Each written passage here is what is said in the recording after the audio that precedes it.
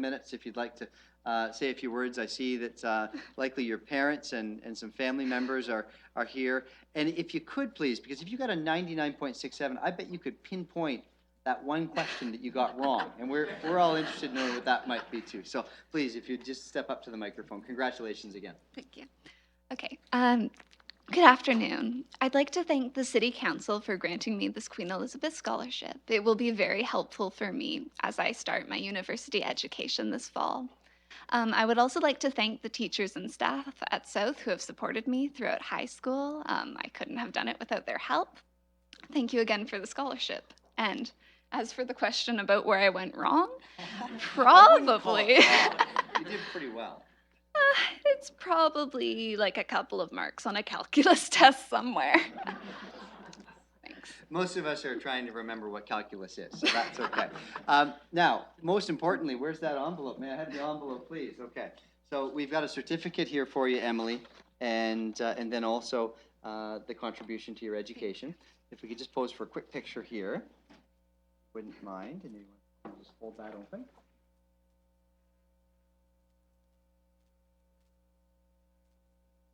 Congratulations again.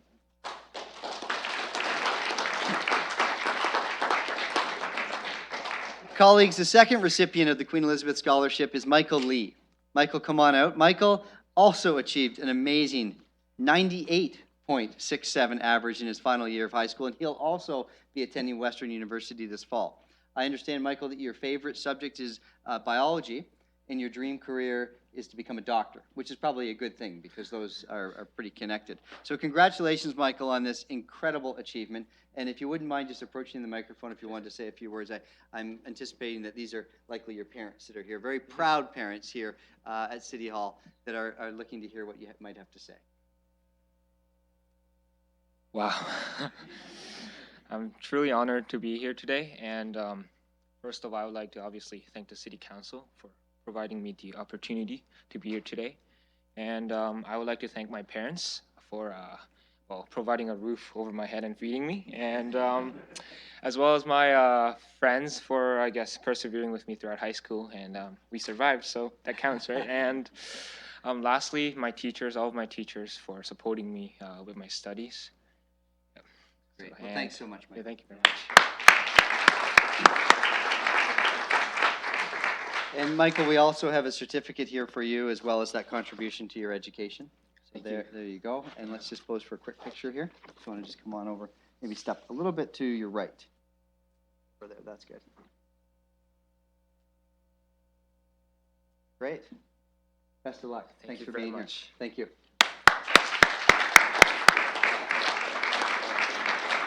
And colleagues, our next recognition is a special recognition for the City of London. I'd like to welcome Andrew McPherson and Linda McDougall, John Fleming as well, if you'd please join me here at the podium. These three staff members are joining us here today because the City of London has been awarded the Lee Sims Municipal Award from Ontario's Nature's Award Committee.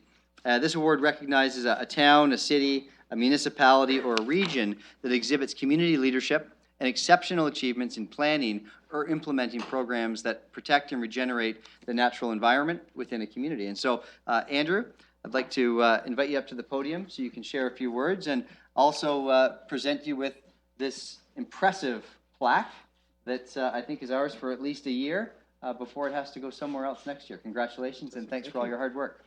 Thank you.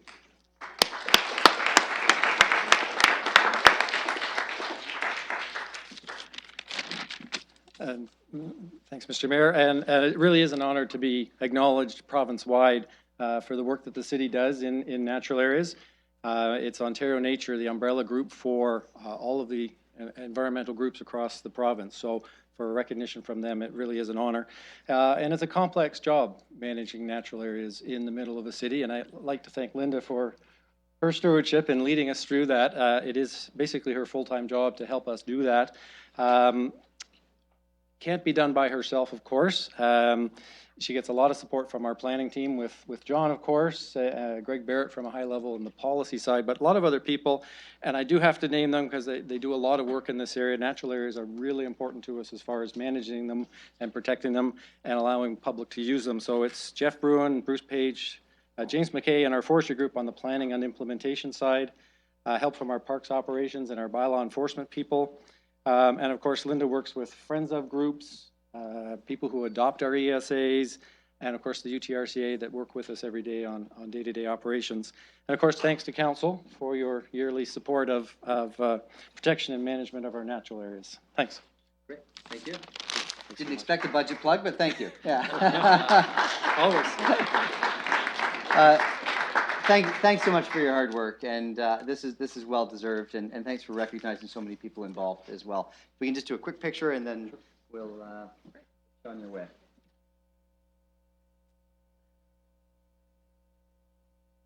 Great.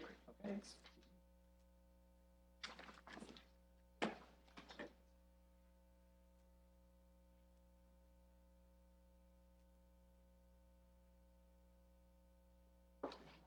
Colleagues, I just need to log into my computer, so I'm hoping there's a ton of pecuniary interest this evening. I'll look for any interest. Councillor Turner?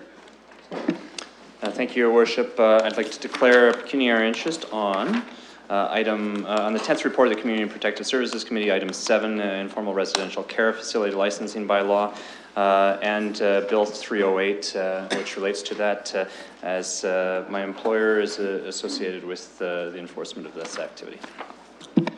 Thank you, Councillor Turner. Any others? Okay, there being none, we'll review of confidential matters to be considered in public, and there are, of course, are none. So at this point, let's make a motion to move into closed session for the reasons indicated on the agenda, and I'll look to Clerk Saunders to see if there are any added that we should highlight.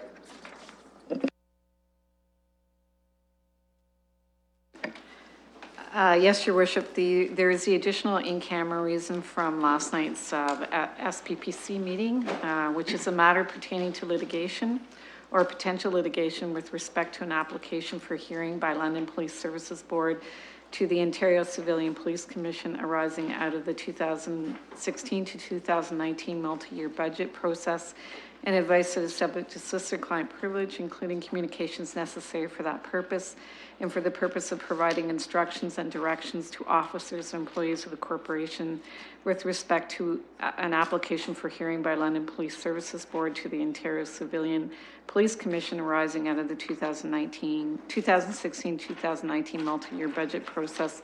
Plus, Your Worship, the additional A to E reasons that are listed on the public agenda. Thank you very much, Clerk Saunders. And with that, I'll look for a motion, if we can get that opened up, please. It's been moved by Councillor Van Hol, seconded by Councillor Armstrong. Is there any discussion? Okay, I'll call the question. Voting. And colleagues, it's 4:15 now. We'll go to committee room 1, is it? Committee room 3. And I expect we'll be in camera for approximately 1 hour, maybe a little bit longer than that. If our discussions continue, then we'll do a closed session at the end of the meeting as well, so we can get to our agenda as quickly as possible. Okay. Councillor Slee. I just want to vote manually, yay. Closing the vote and the motion carries 13-0.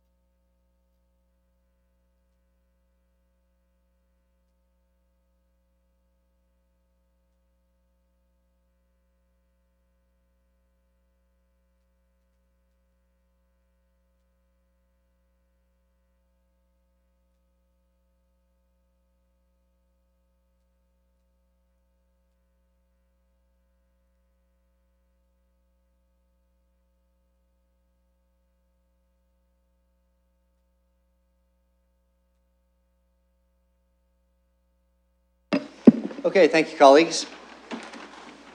We're now going to continue on through to 6:30, when we'll take a dinner break. Let's move through the agenda. Confirmation and signing of the minutes of the 16th meeting held on July 26th, 2016. If we could have that up on screen.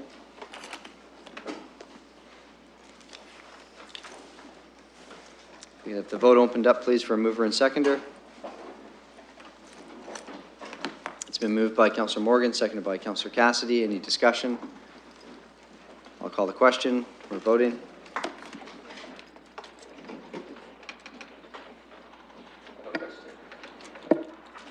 The question on the minutes? We've called the vote. Did you have a correction or a typo that you wanted to identify? With all due respect, was Councillor Cassidy here at that meeting?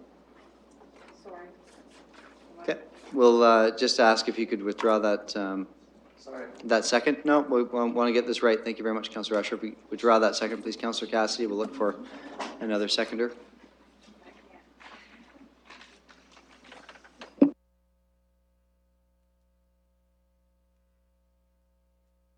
So if each person could just withdraw the vote if you've already voted, and we'll revote.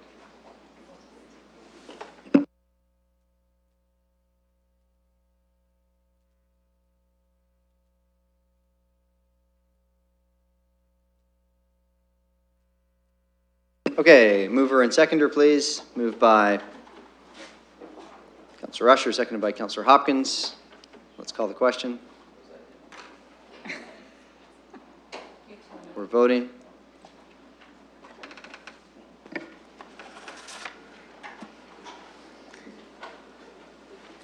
Closing the vote and the motion carries 12-0.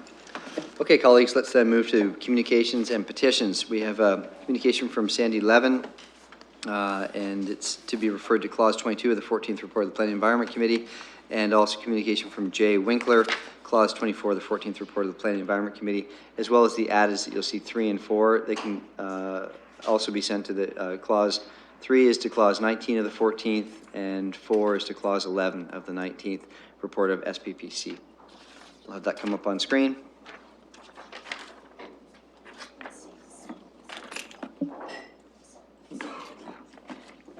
Let's see. Charger. Moved by Councillor Morgan, seconded by Councillor Armstrong. Any discussion? I'll call the question. We're voting.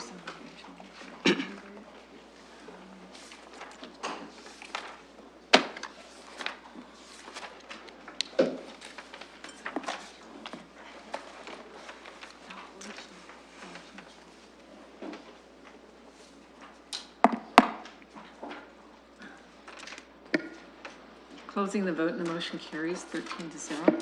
Okay, thank you, colleagues. Let's now move to reports. This is the 14th report of the Planning Environment Committee. We'll go to the chair, Councillor Squire. Thank you very much, Mr. Chair. I can indicate that numbers 22 and 24 need to be pulled, and the vice chair will be dealing with those because I voted against the recommendation. I do want to speak to those two matters, and I will just speak to item 23. I don't know if there's any other matters. 22, 24, go ahead. If I may, just to speak to number 26. Your mic's on. Oh, Any others? Okay, so we'll deal with the entire report with the exception of 22 and 24. And I know that Councillor Hopkins indicated she wants to speak to 26. And Chair, you wanted to speak to? 23. 23. Okay, so why don't we deal with those then, Chair? We'll deal with everything but 22 and 24. also, sorry, there's an amendment to 23, so it will have to be pulled. We'll deal with, perfect. Okay, so we'll deal with everything except for 23, 22, 23, 24. Perfect. Thank you.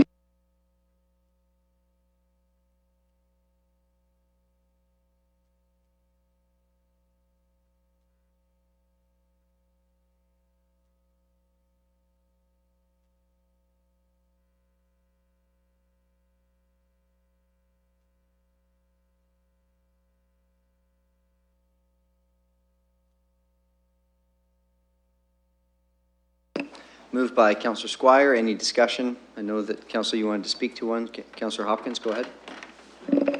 Thank you, Your Worship, and I just want to take this opportunity to thank the committee as well as to staff for recommending the study area and the terms of reference for the Lambeth Community Improvement Plan. It's something that I know the community is very excited. In the next 17 months, the community will be working with staff, so just want to thank everyone involved. Any other comments? Okay, I'll call the question. We're voting.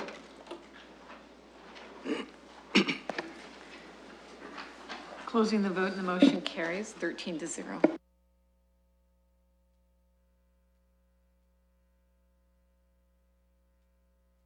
Okay, so we've got 22, 23, 24, Chair. I'll turn it over to the Vice Chair for 22. Councillor Park, this is on clause 22.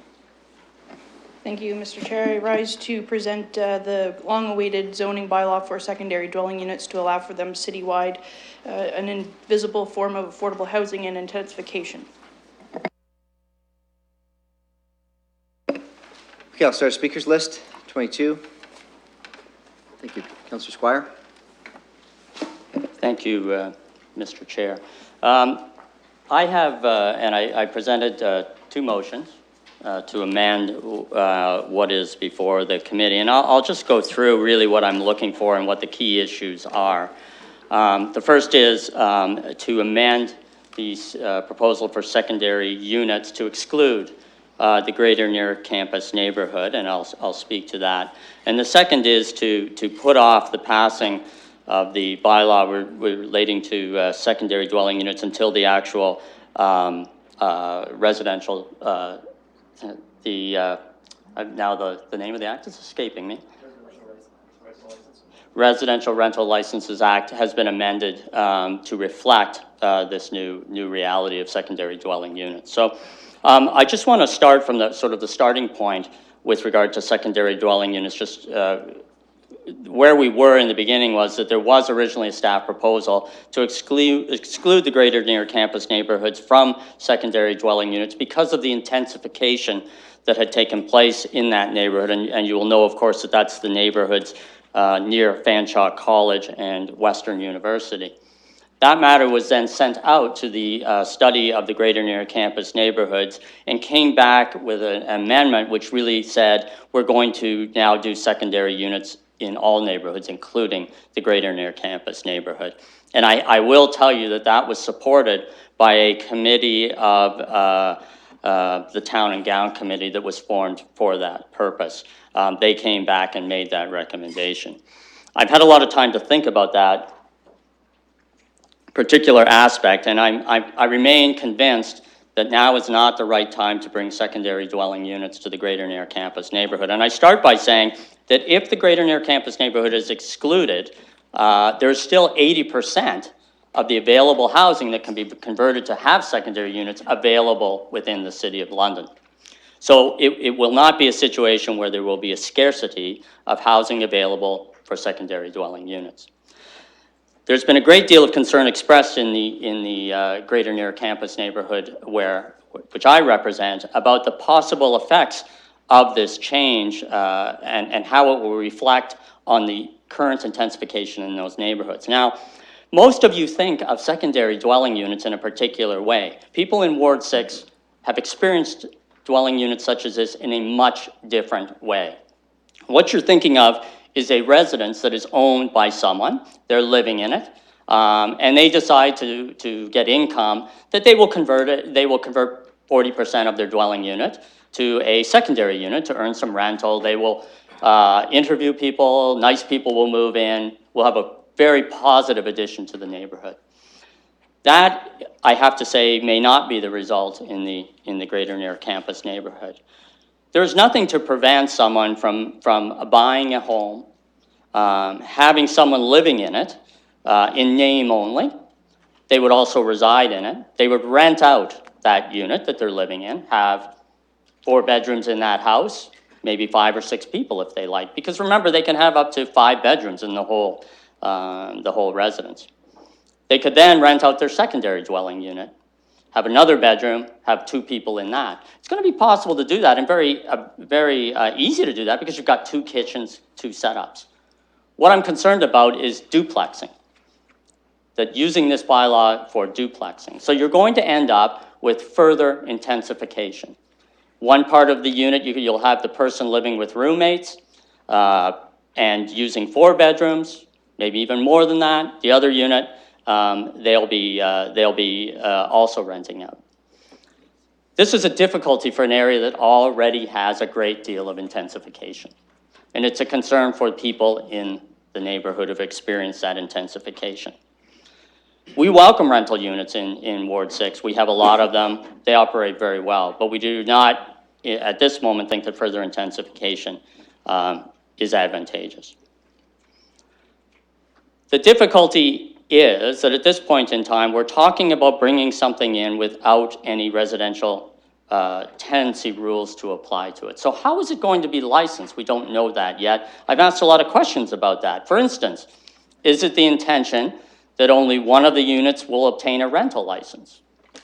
Or can you rent out both units by having the owner live in one unit with roommates, renting those rooms out, and having the other unit as a rental? So that brings apart the second part of my motion, which is we need to wait on this, even if we want to do it, until we have the rules in place. If we don't do that, it's like saying, I really like the game of football, and I want us to start playing football in the City of London, but we don't have any rules in place yet. So you all go out on the field, run around, and do it the way you want to do it.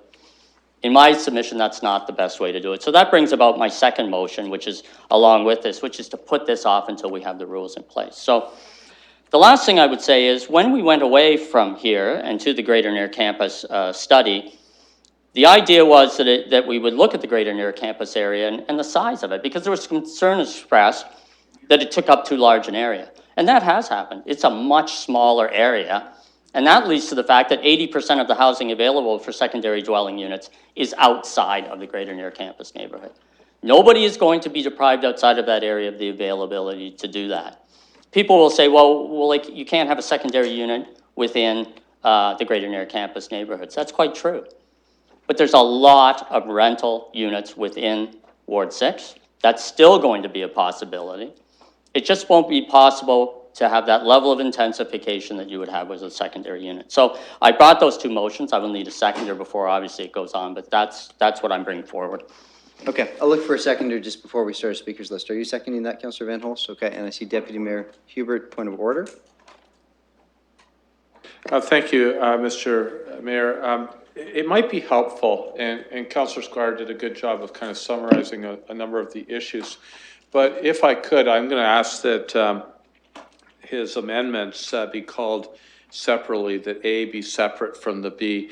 And perhaps the reason I rise on the point of order is perhaps we could focus our debate and comments around that, because I'd like to talk about the greatest campus neighborhoods and then talk about some of the other issues related to it. So if we could clarify the geography of it, if you will, and then perhaps talk about some of the other issues in terms of existing units and some of those things, because I'd like to make comments separately on that.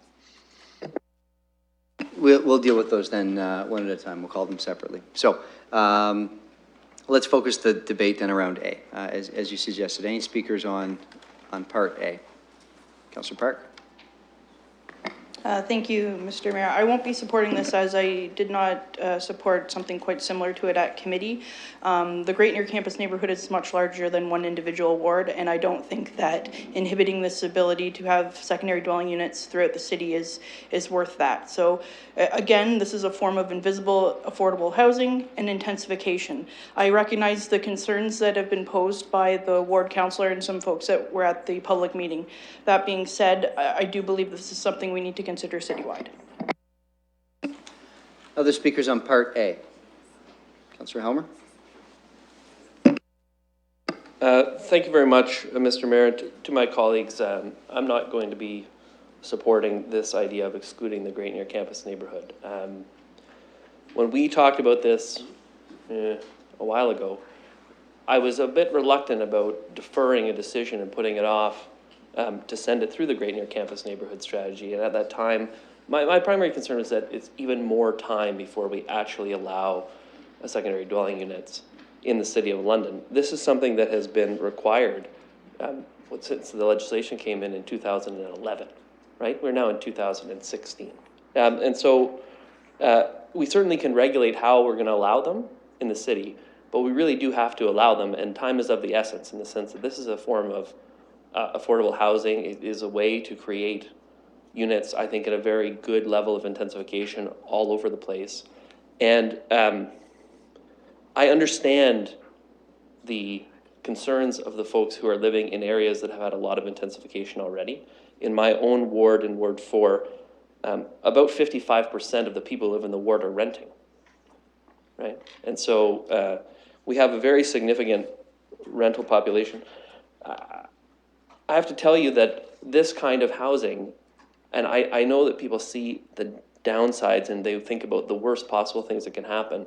And I think that's based on their experience. They've seen some things that were not working very well in their neighborhoods. And so I understand where they're coming from.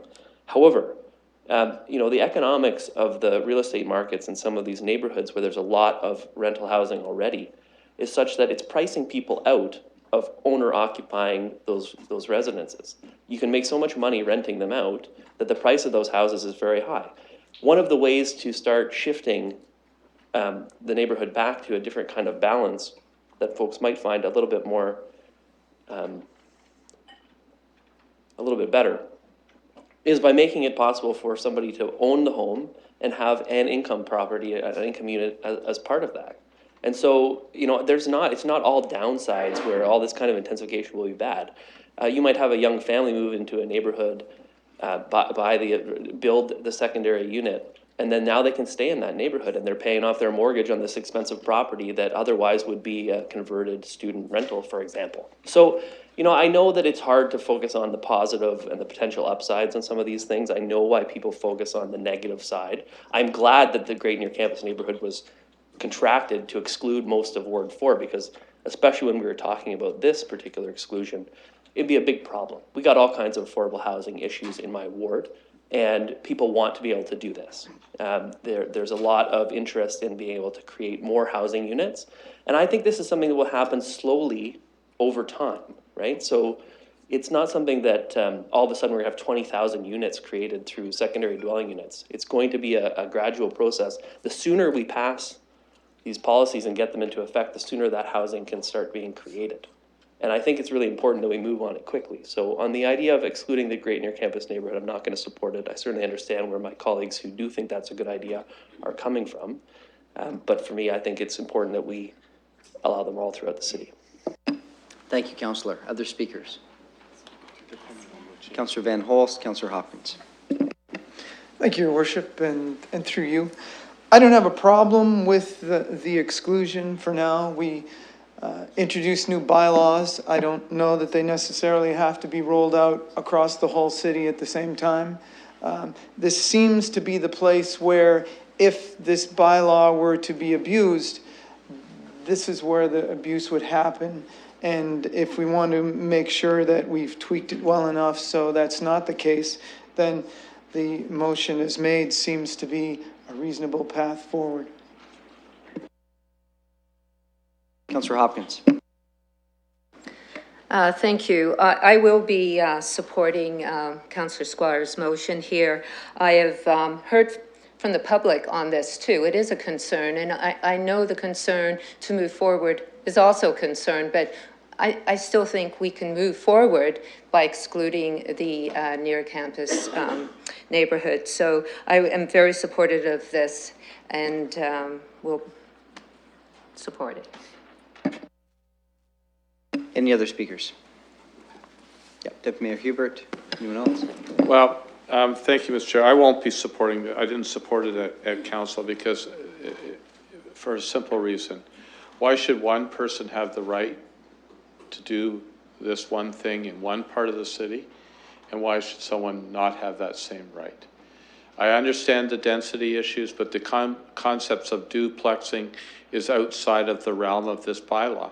I don't see that as being a real challenge. So just so folks know where I'm at with this, I've heard from people within Ward 6, within the near campus neighborhoods that do not agree with this.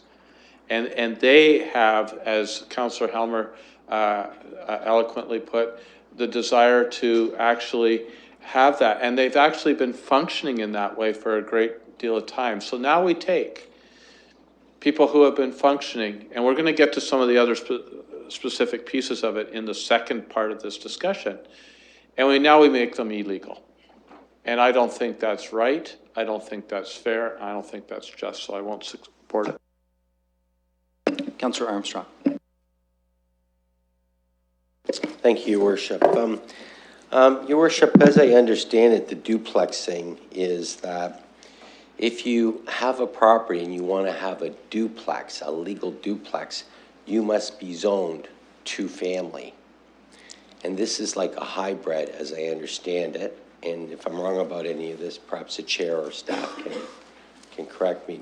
But this is where you're granting the opportunity to have an additional unit up to 40% of the floor space of the property. But the thing is, it's owner occupied. So my question through you to the chair or to staff, whoever can answer it, is that owner occupied to me means if the owner moves out and it's not owner occupied, then at that point, that additional unit, granny suite, whatever you want to call it, that opportunity is lost unless the new owner moving in, there's a new owner moving in, and then they're gonna rent it. In other words, the owner can't move out and somebody buy it and move a tenant in one unit, have a tenant in the granny flat. That doesn't work. You gotta be owner occupied. So I want to also ask and I know it's still early yet, but what sort of is the structure administratively that's going to be in place to track that the owner lives there and therefore the unit is allowed? Councillor Park. Thank you, Mr. Mayor. Under my understanding, the licensing regime, it is an annual license, so that would need to be verified, and I'll look through the chair to staff to reiterate the comments, or pardon me, answer the comments that the council had. Yes, through your worship, that is correct. Once we bring back or bring to you the licensing program, currently even under the residential rental licensing program, it's an annual renewal. We do verify all the criteria that's required, and one of these would be that it be owner occupied. And should that change, we would not issue that license. So it would be understood that these are not duplexes, am I correct? This is a hybrid. It'll be a different license than. Thank you, Your Worship. That's correct. These are not duplexes. These are secondary dwelling units, which means that they're secondary to the primary dwelling unit. It's been very clearly identified in the zoning regulations so that, as has been pointed out, only a certain proportion or percentage of the total floor area is permitted as a maximum to be devoted to this secondary dwelling unit. Councillor Morgan. So as we're talking about this, I had a constituent who's watching at home email me and ask what the area is that we're talking about. And I think this is one of the challenges with government is we're suggesting making a change to a geographic area that's pretty important to some people. And so I emailed just a screenshot to Mr. Fleming if he can confirm that I grabbed the right screenshot, and I emailed it to the clerk, and I'm wondering if it's the right area. Can we put it up on the screen so that people are actually aware of the geographic area that we're potentially talking about making changes to? Maybe Mr. Fleming can confirm if that's the case. That's my understanding, yes, that would be the area. I just thought that would be valuable to people who are watching so they know exactly where we're talking about, because it has changed. Councillor Cassidy. Thank you, Your Worship. As Councillor Helmer pointed out, we've talked about this a while ago, and it was deferred and it was sent over to the near campus neighborhood part of that study and to see how it all fits together. As I spoke back then, and I'll repeat what I said. There are serious issues in Ward 6, absolutely. There's serious issues in Old North. I know that there are streets that are literally abandoned during the summer when all the renters move back home. This is the exact opposite of that. The problem with those units in Ward 6 are are absentee landlords. That's a big part of the problem, is that landlords that don't even live in the city or don't live anywhere near their property that they're renting out, don't put any care into that property and sort of let their renters run wild. I have a little anecdote, and I know anecdotes are not worth very much, but there's a home in around the corner from me. And the owner of that home lives in the house next door, and initially his parents lived in the other home. He built a unit, he built some room into, or an addition on his house so that his parents could move in with him. And then he rented the house next door out to some students.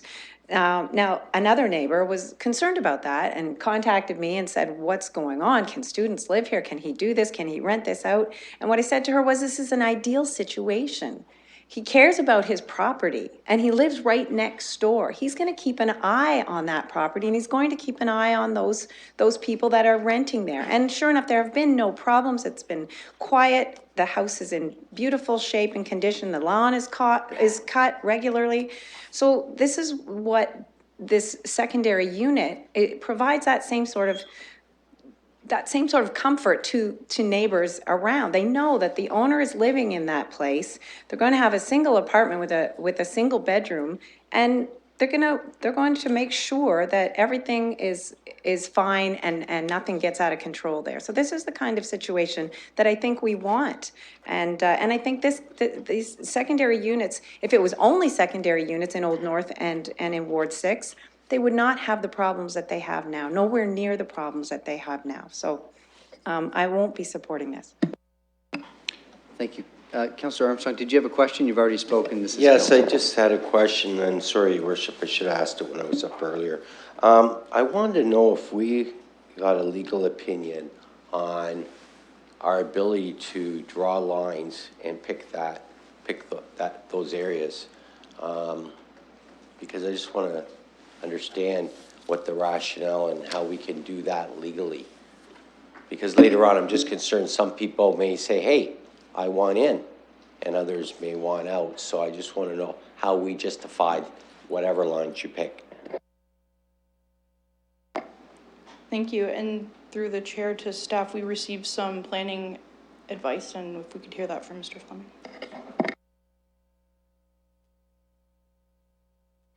Well, Your Worship, if I understand the question, it's around the definition of the near-campus neighborhood and how we draw boundaries around it. In fact, that boundary, or a boundary for near-campus neighborhoods, has been in place for some time now. It's many years since the initial near-campus neighborhood strategy was put forward, and the zoning bylaw to implement the strategy was established thereafter. That boundary is established in the zoning bylaw. Zoning bylaw allows you to define areas and define what regulations apply to those areas, geographic areas, and that's simply what it does. Thank you. Any other speakers?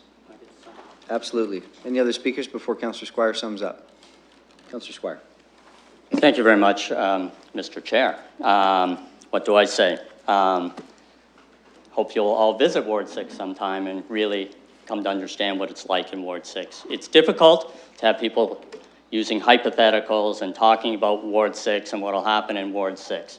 When I represent the ward and have community meetings, talk to people, meet with people, and have really good knowledge of Ward 6. It's tough.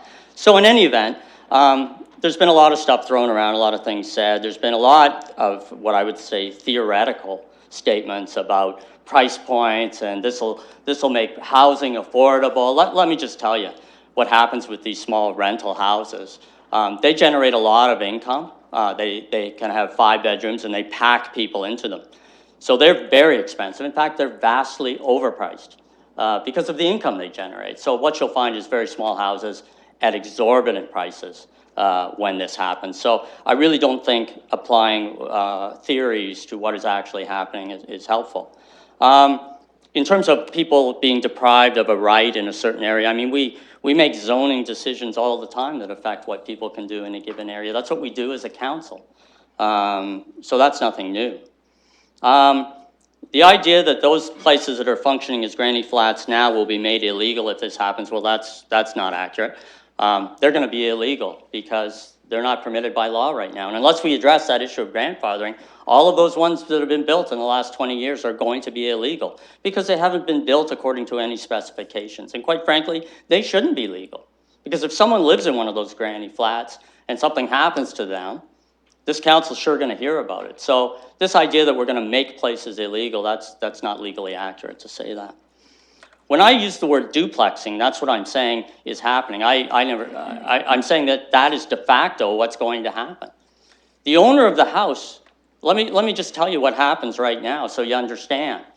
People have a younger person, they put a house in their name, they have that person as the owner of the house, and then they move in a bunch more people. Yes, the owner of the house is living there, but there's a lot of other people there with them. This is not the picture of an owner who lives in their house, is a tenant to their house. That's not what happens in these situations. The other thing that can happen, this idea that it's going to stay as a secondary unit and we're going to be happy ever after, there's no guarantee of that either.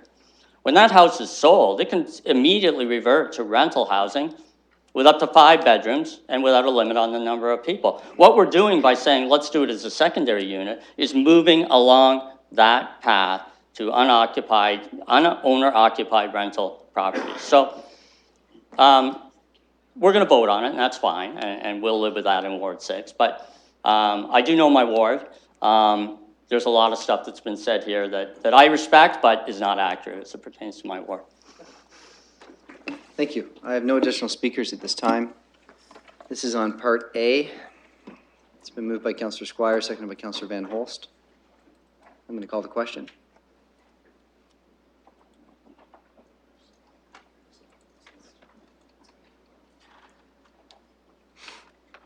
This is Part A. Again, if we could just get that moved and seconded, please, Councillor Squire and Van Holst.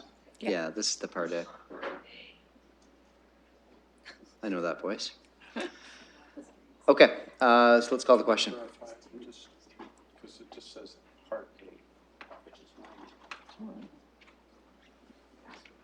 Go ahead, Deputy Mayor. I just want to make very clear that it's Part A of Council Squire's amendment that excludes the near campus. So if you want to exclude near campus, you vote yay, and if you don't, it's nay. Just, I don't want us to get it, it's kind of the double negative. Fair enough. Thanks for providing that clarification. Any questions? We're voting.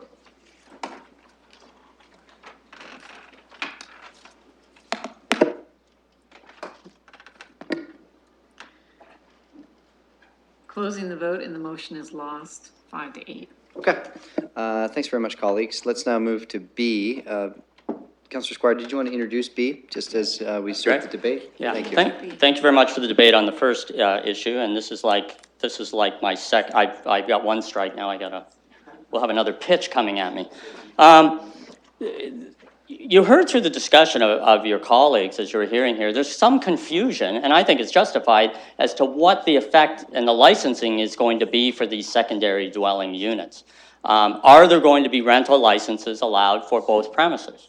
For instance, if, as I said, the person who lives in the principal residence then wants to rent out within that residence to other people, are they going to be allowed to do that? Because right now, there's nothing to prevent that from happening. And then if they have a license for the second premises, and you've now got 5 bedrooms contained in these 2 premises, which you can rent out. I hate to say it, but the number of people is not limited. So you could have quite a few people in that house. And I think that's something that we have to know before we start moving ahead with this secondary dwelling unit bylaw. How is it going to work? How is it going to apply? I asked these questions. I asked them of Mr. Katolik, and he provided me with an answer, and quite fairly, I got back to him and I said, are you sure that's the right answer? He got back to me again and said, well, maybe you're right. I'm not really sure.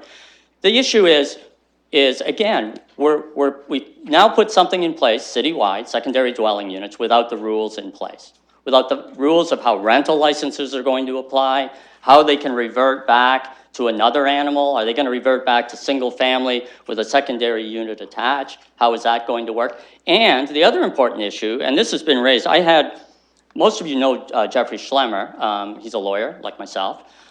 He stood up and he's passionate about grandfathering. And he and I have had a week-long debate about grandfathering. And I can tell you it was great because I was rude and obnoxious and And Mr. Schlemmer came back as a true gentleman, and by the end, I apologized. And we got to the legal issue which was, what is grandfathering? What is it? Every person here probably has a different idea of what grandfathering is. Does it mean that all granny flats that exist before the date we pass this bylaw are illegal and can never become legal? Is that what it means? Or are we going to say all of those units that existed before today's date in the last 20 years are now automatically legal?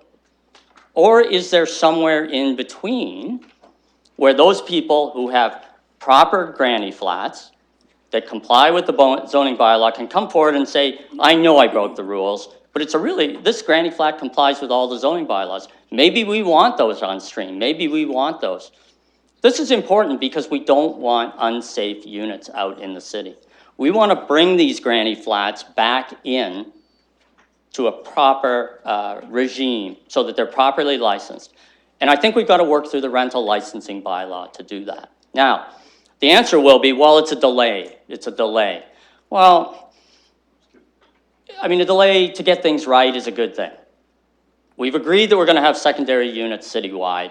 So let's make sure we get the rules straight. All I'm asking is, let's put off the final passage of this until we have those rules in place and we know what they are. Deputy Mayor Hubert, Councillor Turner, anyone else? Thank you. I want to give my colleague kudos for at least hitting a triple, maybe not quite a home run, but a good swing at it nonetheless. And I have a little bit of quandary in terms of the language that we're doing here, because we did not support Councillor Squire's amendment. We probably need to pass A as is in the original report that my colleague put on the floor. And then Councillor Squire put a revised B amendment. I think he was going to put that on, and it needs amending because the last phrase of it has being noted that, so that needs to come out of it, and that the proposed attached, well, it's actually the attached bylaw.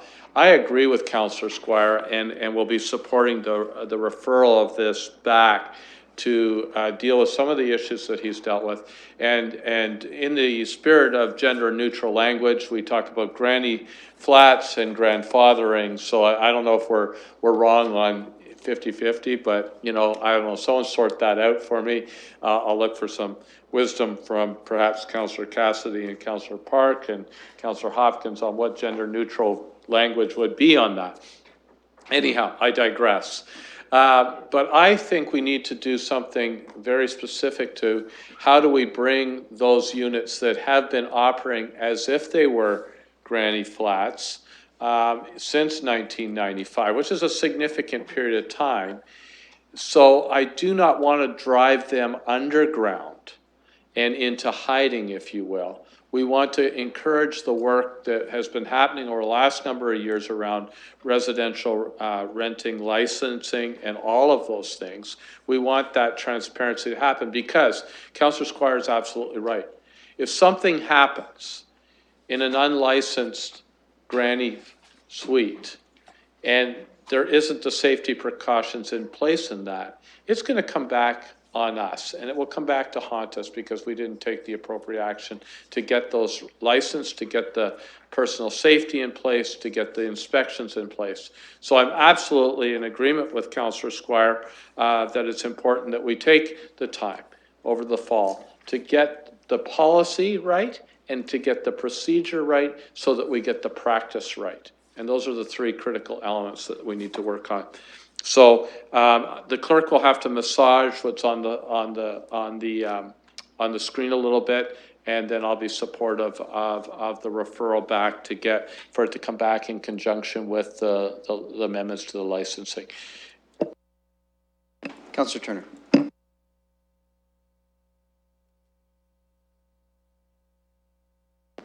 Thank you, Your Worship, and thank you, Councillor Squire, for bringing this forward. This was lengthy debate at Planning Committee, and it's a lengthy debate here tonight. So, but obviously, mostly because the intent here is to get it right. there's no desire to, and I haven't heard it through any of the debate, to exclude the ability for residences to be made permanent homes. The intent is to ensure safety. I supported this one at committee. The one question, and it was brought up in Councillor Squire's remarks, talked about that existing non-conforming status of these flats that had been built subsequent to 1995 without building permits. And we had an answer at committee that I just wanted to clarify, because I can't remember if it was conflicting to this or if it was complementary to it. In number 4 in the section of the bylaw where it states secondary dwelling units, it states that the ones that were in existence as of passing of the bylaw may be continued to be used for that purpose if a building permit had been issued under the sections, and permitting erection, alteration, occupancy, or use of the secondary dwelling unit, and if the secondary unit complies. So Councillor Squire had referenced Mr. Schlemmer, who had talked about that concern and raised it. If I may, through you, Your Worship, perhaps to Mr. Kostopoulos, ask the question of how could existing units without permits having been drawn be allowed to comply with the bylaw as it's proposed here.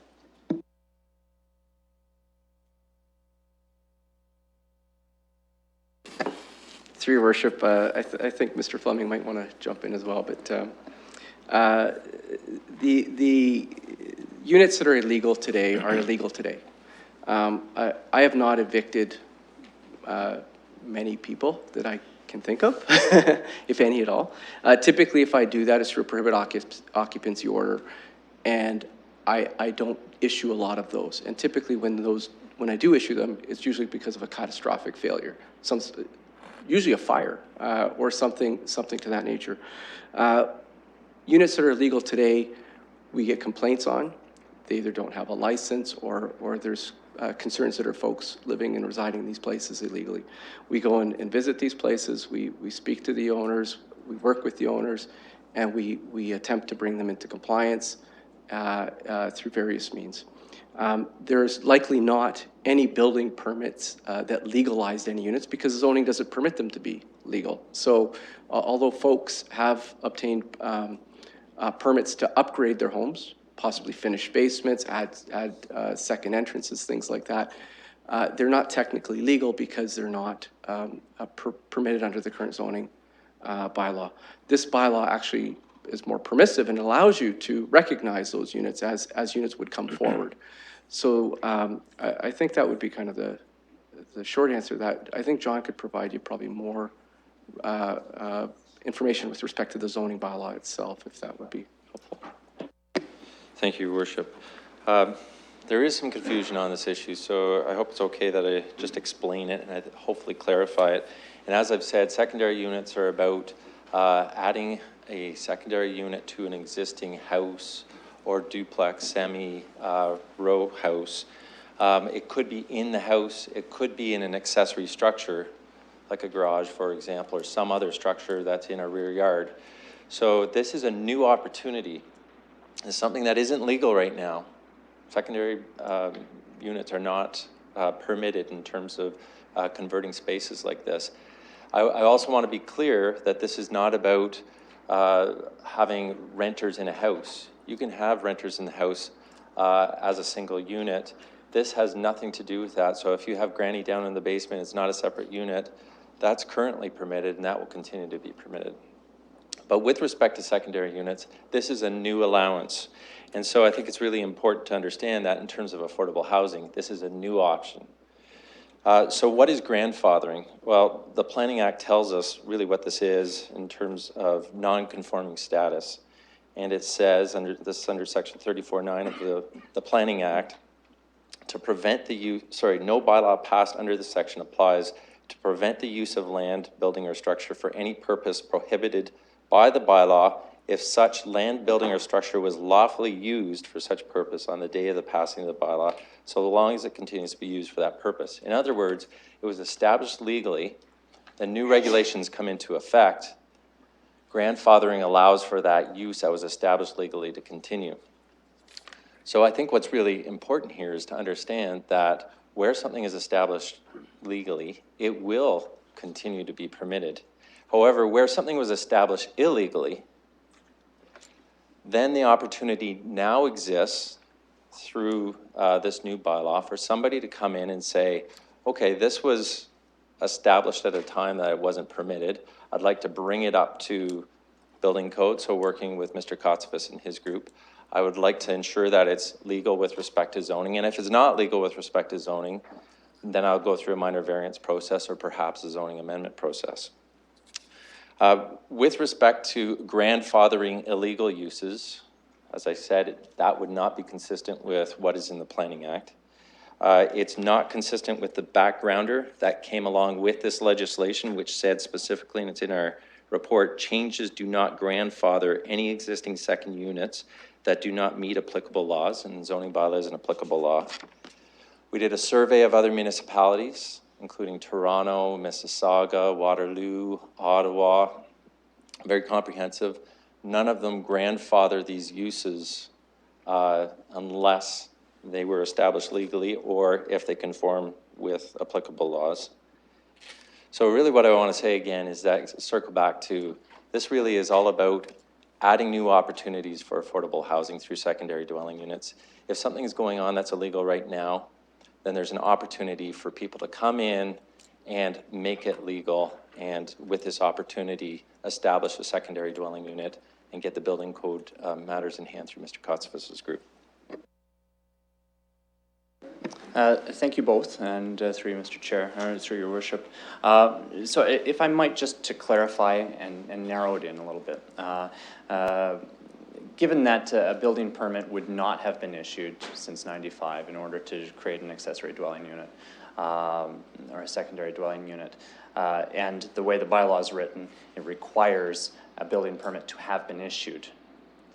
Notwithstanding the comments of Mr. Fleming, is there a way for those that have not been issued building permits to bring themselves into compliance, to allow them to be compliant with this bylaw?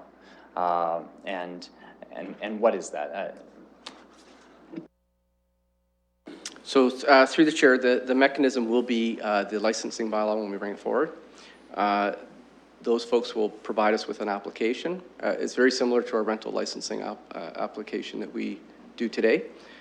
They will demonstrate compliance with and conformity with zoning, which is the 40% rule, owner occupancy, all of those other provisions are in the zoning bylaw. They will provide us with floor plans. If it's an existing unit, so there's a difference between existing and new. If it's an existing unit, and that's what they're claiming it is, we would typically do a fire inspection, and we would do a property standards inspection. We would inspect those buildings to see from a life safety perspective if they meet the minimum requirements. They don't necessarily have to conform to new building code standards. There's relief in the building code for existing buildings, and we apply those lower, it's a lower threshold, but notwithstanding that, we do inspect to make sure that the life safety component is respected. So in that case, there is an ability to legalize the units. They would apply also for a change of, we call it a change of use permit, but it's a building permit, and it basically recognizes the conversion from a single family dwelling to this other type of form of construction. Thank you very much. And to be very specific, notwithstanding what says here that a building permit must have been issued, that will still, that mechanism through the rental unit licensing bylaw will allow nonconformity to be in compliance. Okay. Through his worship, yes. And that actually happens to even with the rental licensing bylaw, where folks demonstrate legal nonconforming use, for instance. So they've got the ability to demonstrate that they had a duplex, say, or triplex that predated the zoning bylaw, for instance. So even that mechanism, we use that same tool today. Okay, just a caution, colleagues, that exchange was about 9 minutes, and I think a lot of important information was identified, and because it was question and answer, I allowed it. I'm going to go to Councillor Morgan. Any other speakers? Councillor Helmer?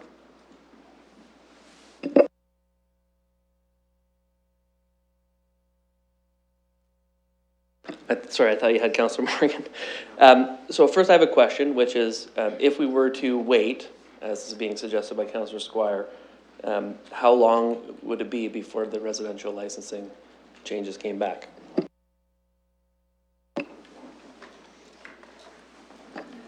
Through His Worship, it would likely be around November timeframe. I think as staff, we are comfortable with aligning the two processes. And I think the way it was worded, it's withholding of a third reading, if I'm not mistaken. My eyes aren't as good as they used to be, or referral. I'm not sure how you want to deal with it, but we are quite comfortable, I think, John and I, in terms of aligning the two to come back at the same time, if that is helpful. Okay, so, on the one hand, that's not very long, right? That's September, October, November. On the other hand, the first report on this topic was June 2012, and then we had one in April 2013, and then August 2013, and then November 2013. Then we had a 2-year period where nothing happened, and then we had to report in November 2015, and then we had to report in July 2015, and now we're here, or 2016, sorry, and now we're here talking about it again in August. I understand where folks are coming from, wanting to have all these different pieces in order on the same day, and they all come into effect at the same time. And I think that that's a good thing to strive for. I am a little concerned that, we're sort of perfect is becoming the enemy of good.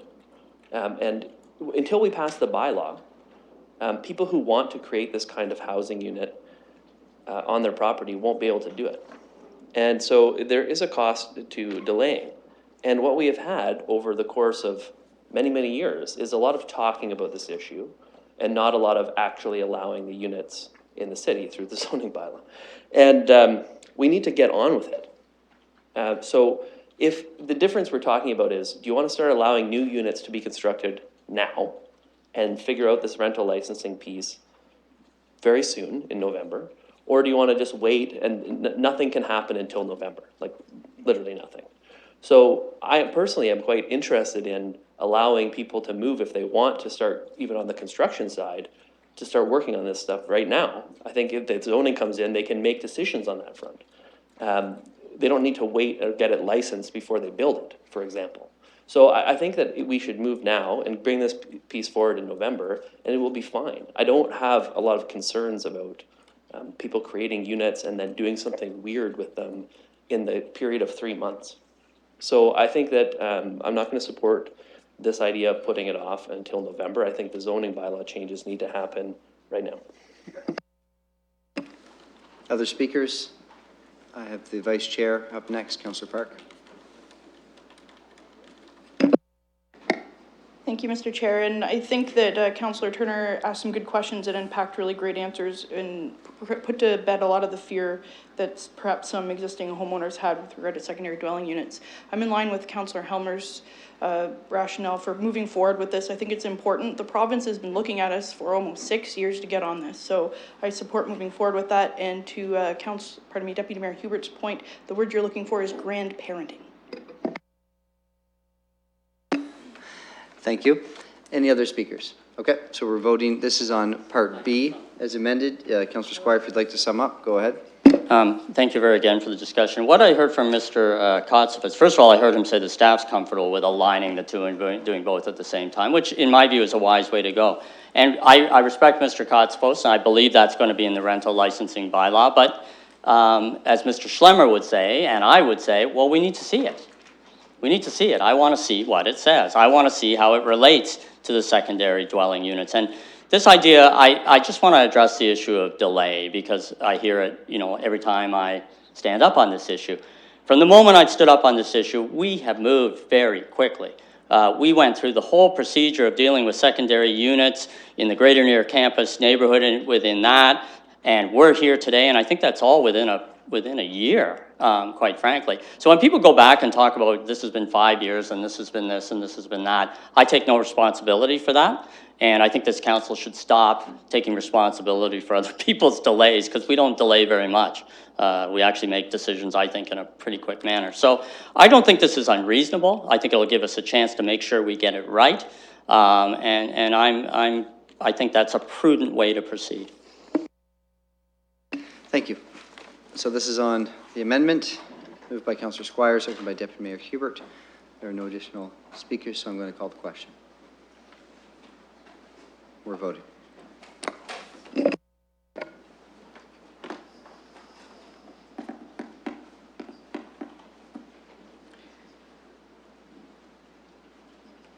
Councillor Usher. Closing the vote, the motion carries 9-4. We're going to circle back. We're going to deal with A, as seen in the report. The amendment that Councillor Squire brought forward failed.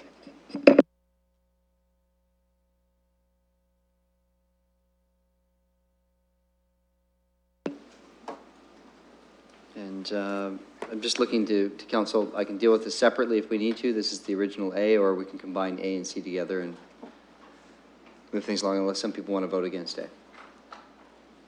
I'm fine to combine them. Okay, let's combine them. Failed. Yeah, let's combine the two then.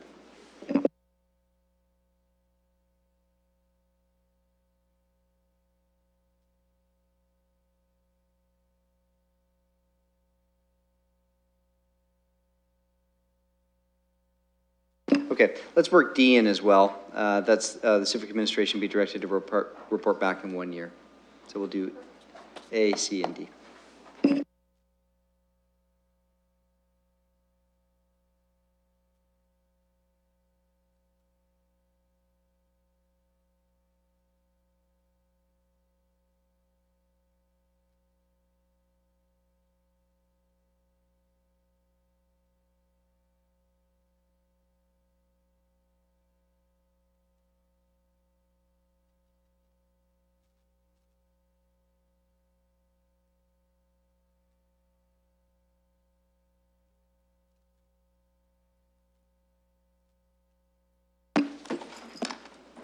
Okay, here we go. Any speakers? I'll call the question. We're voting.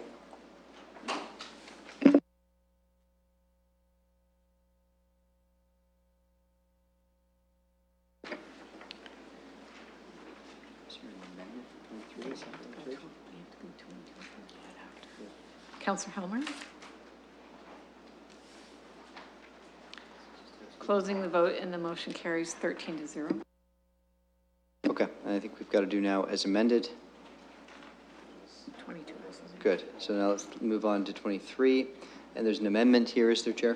Yes, I'll be moving an amendment. This is to comply with Bill 73 of the Smart Growth for Our Communities Act. And so the amendment is before us, and I'm prepared to move that. Okay, we'll just wait for that to come up on screen. Any discussion on the amendment?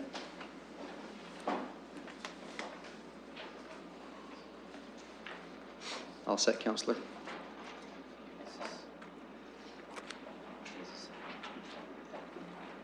Ms. Westlake Power, did you get the amendment worked into that? Great. Okay. Any discussion? No, she's just going to put the amendment up now. Oh, just a minute. Okay. Amendment's coming up now. And then Councillor Squire, did you want to speak to this? Yes, I did. As it was a very interesting planning. It was the Ward 6 planning meeting, the last planning meeting. It was very interesting. This is a neighborhood in Ward 6 that's really near and dear, certainly to me.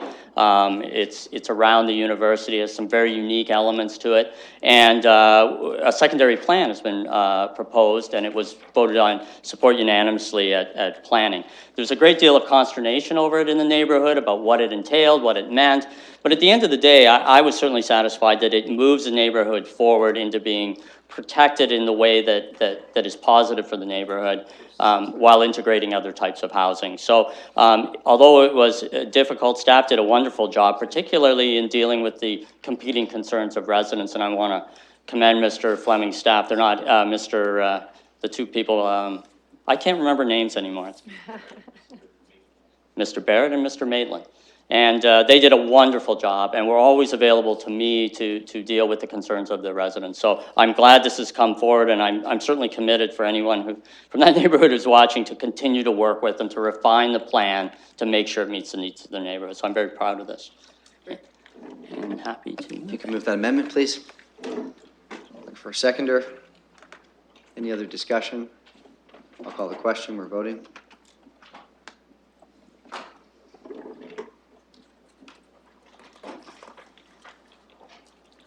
Closing the vote, the motion carries 13-0. And as amended. Oh, yeah, I need to withdraw, okay. Any discussion? I'll call for question. We're voting.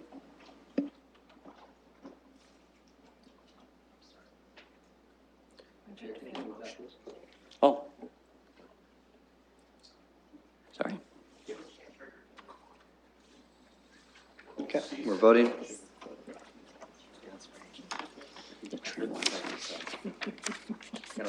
Closing the vote, the motion carries 13-0. Colleagues, we're now moving to clause 24. This is the tree protection It is, bylaw. yes. And I believe Councillor Park will be moving this. What I want to do, it's just about 6:30, which is our dinner break. I want to get a sense of the speaker list. And so how many people are speaking to this? Okay, so what we're going to do is deal with this right after dinner. Let's do a 45-minute break. We'll be back at 7:10, and we'll pick things up from there. Moved by Councillor Armstrong, seconded by Councillor Park. Any discussion? All those in favor? See you after dinner. Thanks, everybody.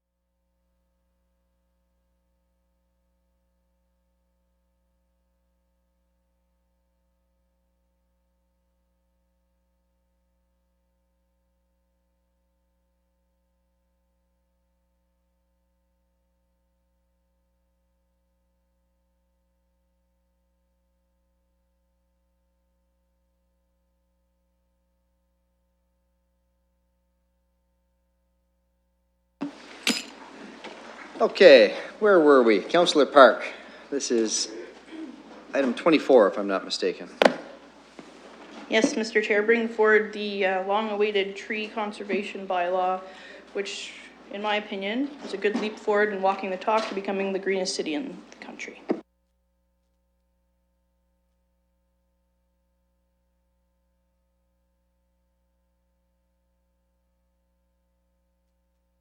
Okay, I'll start that speakers list. I have, we'll go to Councillor Van Holst, Councillor Hopkins, and I'm just going to start that list because I imagine we've got a number of speakers. Thank you very much, Your Worship. I have a motion I'd like to bring forward on this, this bylaw, and it's to exempt primary residences from the bylaw. And I believe the clerks will pass that out, but I'd like to speak to that. Councillor Squire has agreed to second the motion. I was just going to ask if you had a seconder, so you've got that seconder lined up. So if you want to speak to your motion, please go right ahead. Thank you very much. The first thing I'll do is just read a letter I received from a constituent. I'm a homeowner who has planted trees and allowed seedlings to mature, but I strongly feel that as a council, you're going too far. I believe that developers need to find a way to preserve and incorporate existing trees into developments, but planning a bylaw that so severely impinges on individual homeowners' rights is appalling. The voters of this city wanted a change and new perspectives. We did not want this kind of draconian action. So my purpose in this bylaw is to simply back us up to a point of consensus with the community. It's better to get everybody to go on a 9-mile hike than to insist on going 10 miles, lose a bunch of people at mile 0, and have them clamoring for a different guide. And that's what's happened here. People have said that this is a deal breaker for some of them because, as we said, we've gone too far. If we go with something a little more moderate, we'll have the advantage that everybody will be on board with us for the next step, and we'll certainly be taking more steps towards the environment. We don't want to, as was said here, go too far, and that happens, right? Things are going great, and you take it a little too far, and you wreck everything, and you're set back, and relationships are broken, and those people that were behind you are no longer there. And we don't want that to happen. And I know there's many people who think this isn't going too far, but I want to make this important point. And I'll make it 3 ways. If you're on a date and you're getting romantic and the person says, you know, you're going a little too far, and you don't think you're going too far, the assessment of the situation you should trust is theirs. If you're playing and someone says you're playing a little too rough, and you don't think you're playing too rough, you should trust their assessment because it will allow the game to go on. If someone that you're approaching says you're coming too close to my personal space and you don't think you're coming too close to their personal space, you should trust them. And in this case, we're actually talking about a personal space. It's someone's backyard. We're getting into someone's backyard, and that's too far for some of the residents as they feel betrayed and insulted that they've asked us to solve a problem, and now we've made them into the problem. Some people thought this was a joke at first because we've gone so far with that. And I know myself, I feel a little cheated because all I've done promoting trees and planting, and I don't feel that I can support the bylaw as it is this way. So I'm hoping that you will support this amendment so that everybody can be happy with it, and everybody here, and there won't be pushback on that. I think we've done some great things, but as the constituent said, we've gone just a bit too far. So, thank you. Thank you, Councillor Hopkins. Thank you, Your Worship. I too have heard from the public about their concerns on trees on private property. So I would like to ask a question through you to staff about the research that went into this bylaw when it comes to private property. So if staff could speak to that. Thank you, Your Worship. Tree bylaws are permitted under the Municipal Act. And this is part of the background that you'll see in the report. This is something by legislation that contemplates the protection of trees on private property. As part of our research, we surveyed other municipalities and best practices, and across the province, other municipalities have tree bylaws that apply to private property. In fact, the City of London, for the last 20 years, has had a tree bylaw that applies to private property. So this is not something new. This is something that exists. This is something the legislation allows for, and something that is pervasive across the province. With respect to the changes to the current bylaw, what we're trying to do is essentially deal with the tree protection areas. But the second piece, which is the one that I think is being asked about, relates to individual trees on private property. So these are outside of tree protection areas. And so this current bylaw suggests that a very large tree, this is something that came from the Urban Forest Strategy as a recommendation, a very large tree should have some measure of protection. And when it's outside the tree protection area, it won't have a measure of protection. So if you have one or more of these trees on a private property that could be developed, it would not be protected prior to a development application coming in. We've also seen, for example, this council's asked us to look at the Langar situation. And in that case, very large trees, which have been taken down in some cases to make way for expanded houses. Could those houses been configured differently? Not something that was discussed because there wasn't protection relating to those trees. I want to be clear also that dead and dying trees, so those are the ones that homeowners normally would want to cut down, there would be no fee for the removal of those trees. There will be a very quick process, and while it'll be subject to a permit process, it would be a very quick process.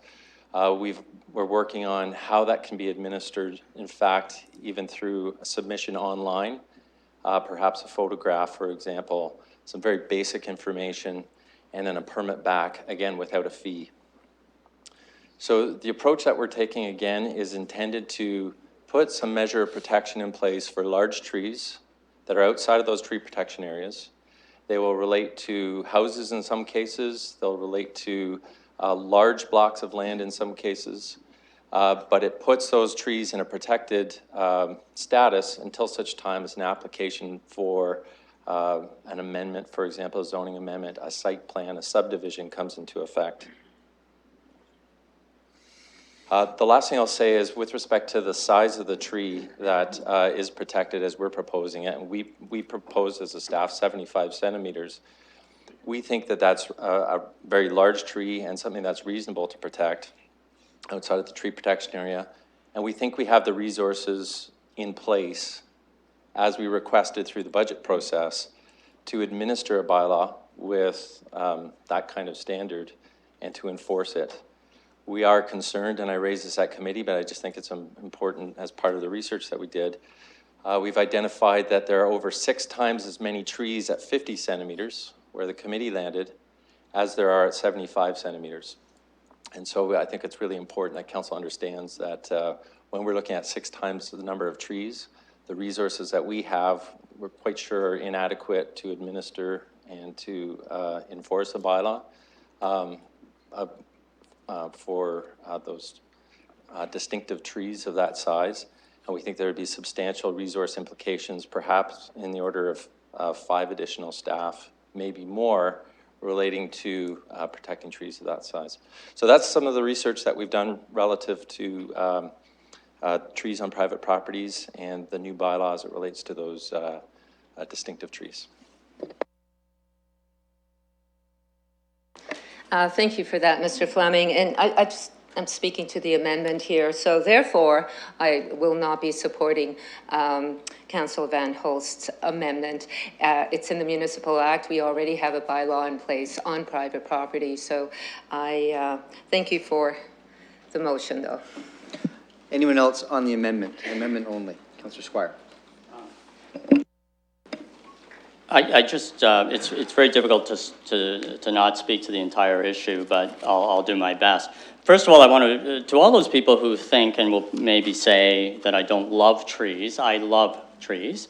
I probably planted far more trees than I've ever taken down. So this has nothing to do, and I don't think it should be implicated in any way that how you stand on this issue has anything to do with how you feel about trees.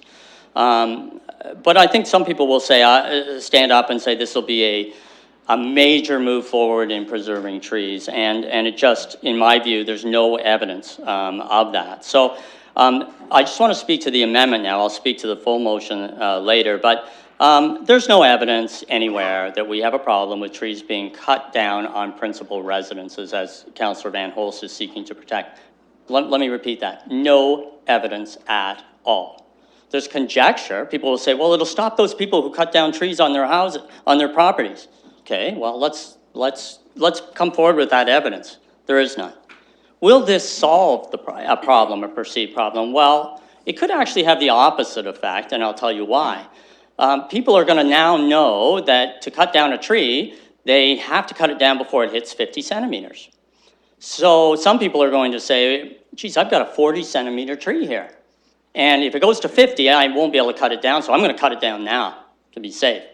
That's as valid an argument as people who say this will save a lot of trees.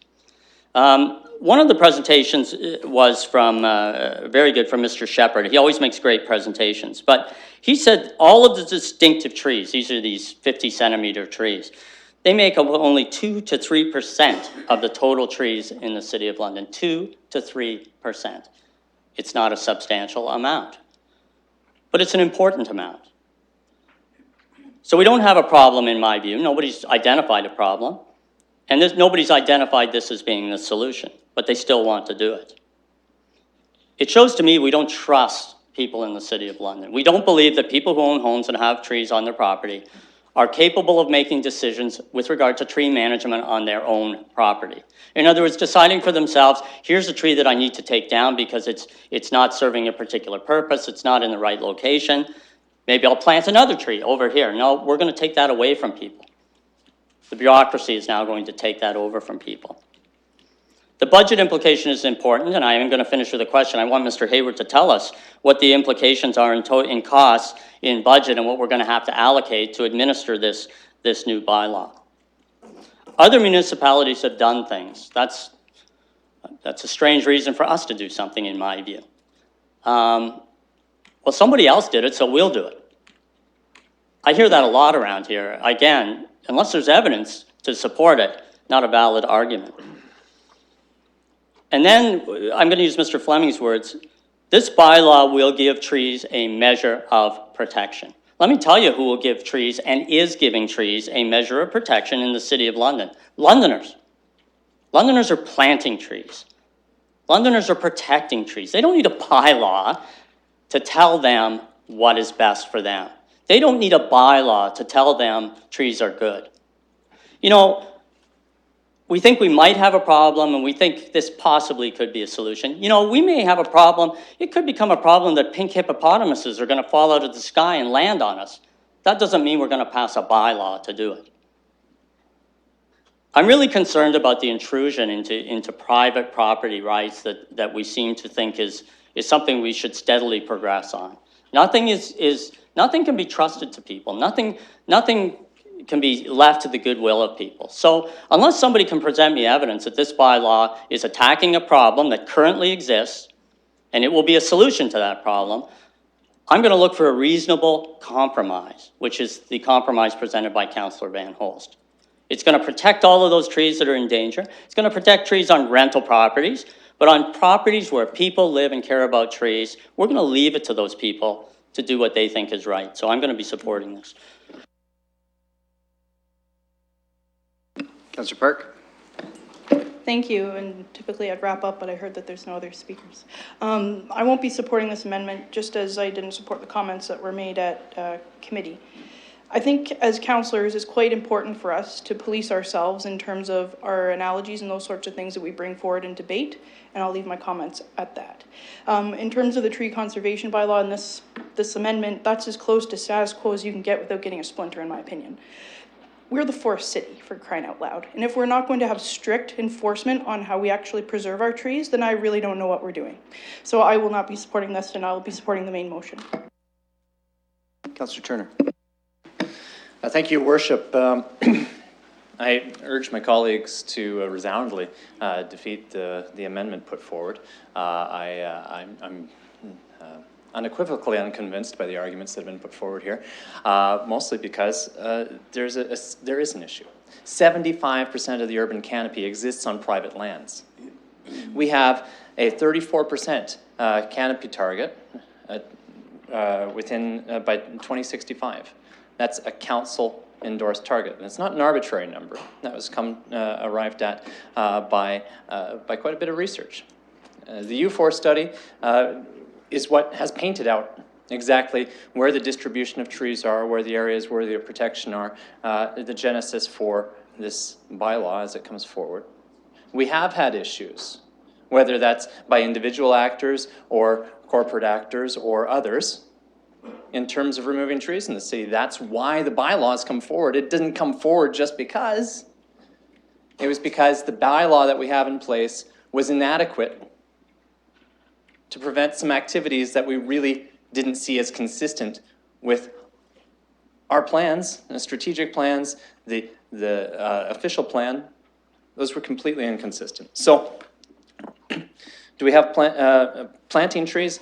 Planting trees compared to the large caliper trees that are being talked about in terms of distinctive trees, completely different. How long does it take to plant a tree to get to the caliper and to have the canopy coverage that one of the distinctive trees would have? I would ask you, and it's been mentioned, that we're looking at, it was originally about 2 to 3%. The amendment brings it to about 3 to 6%, somewhere in there.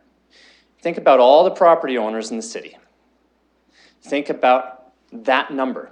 So, maybe 5% of the property owners in this city have a tree that size on their property. Now, ask yourself the second question. How many of those property owners are planning on cutting down that tree? The number gets very, very small. In terms of the intrusion of government onto the private lands, almost minimal, almost unperceivable. The second component to that is this city does a lot of things in terms of how property is regulated. We regulate the zoning, we regulate the building standards, we regulate the setbacks, we regulate what can be on the property, we regulate the standard that the property is kept in. We regulate how development happens on that property when new things happen. Regulating trees is part and parcel of the planning authority of the city. We have a goal that we need to accomplish. I think it's important. I think we've all pledged to do so. This council has put significant amounts of funds, increased the funds beyond what was recommended in the past 2 budgets. We put more than was recommended into tree preservation and tree planting. But the easiest way to accomplish a canopy target is to preserve the trees you have rather than start from scratch. Councillors Salee, Cassidy, Usher. Helmer. Thank you, Mr. Chair. Through you, just really appreciate the conversation, just giving me some opportunity to think about everything and the interesting points throughout the chair from Councillor Turner. I did want to stand because I would be remiss if I didn't mention, and I think maybe some comments in the future we should tread a little bit more carefully. I think there's a number of people who are watching at home, and I think them knowing that I'm sitting here and having opportunity to maybe address that, I think we should be a little bit more sensitive with some of the comments because it could be maybe misconstrued. So I just say that respectfully to the chair. Councillor Cassidy, and then Usher and Helmer.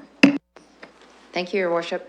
I'm glad Councillor Squire brought up the point that you don't have to agree with this bylaw to be a lover of trees. I respect that. And it's true. When I was trying to figure out where I was on this, I actually spoke to a couple of very good friends who are, I'm sorry, very good friends, both very, very conservative. And I just wanted to gauge what they thought about this. And one of them was absolutely 100% behind it and thought it should be stronger, thought it wasn't strong enough. He's as blue as they come. The other guy, just as conservative, 100% against it. We're over-regulated.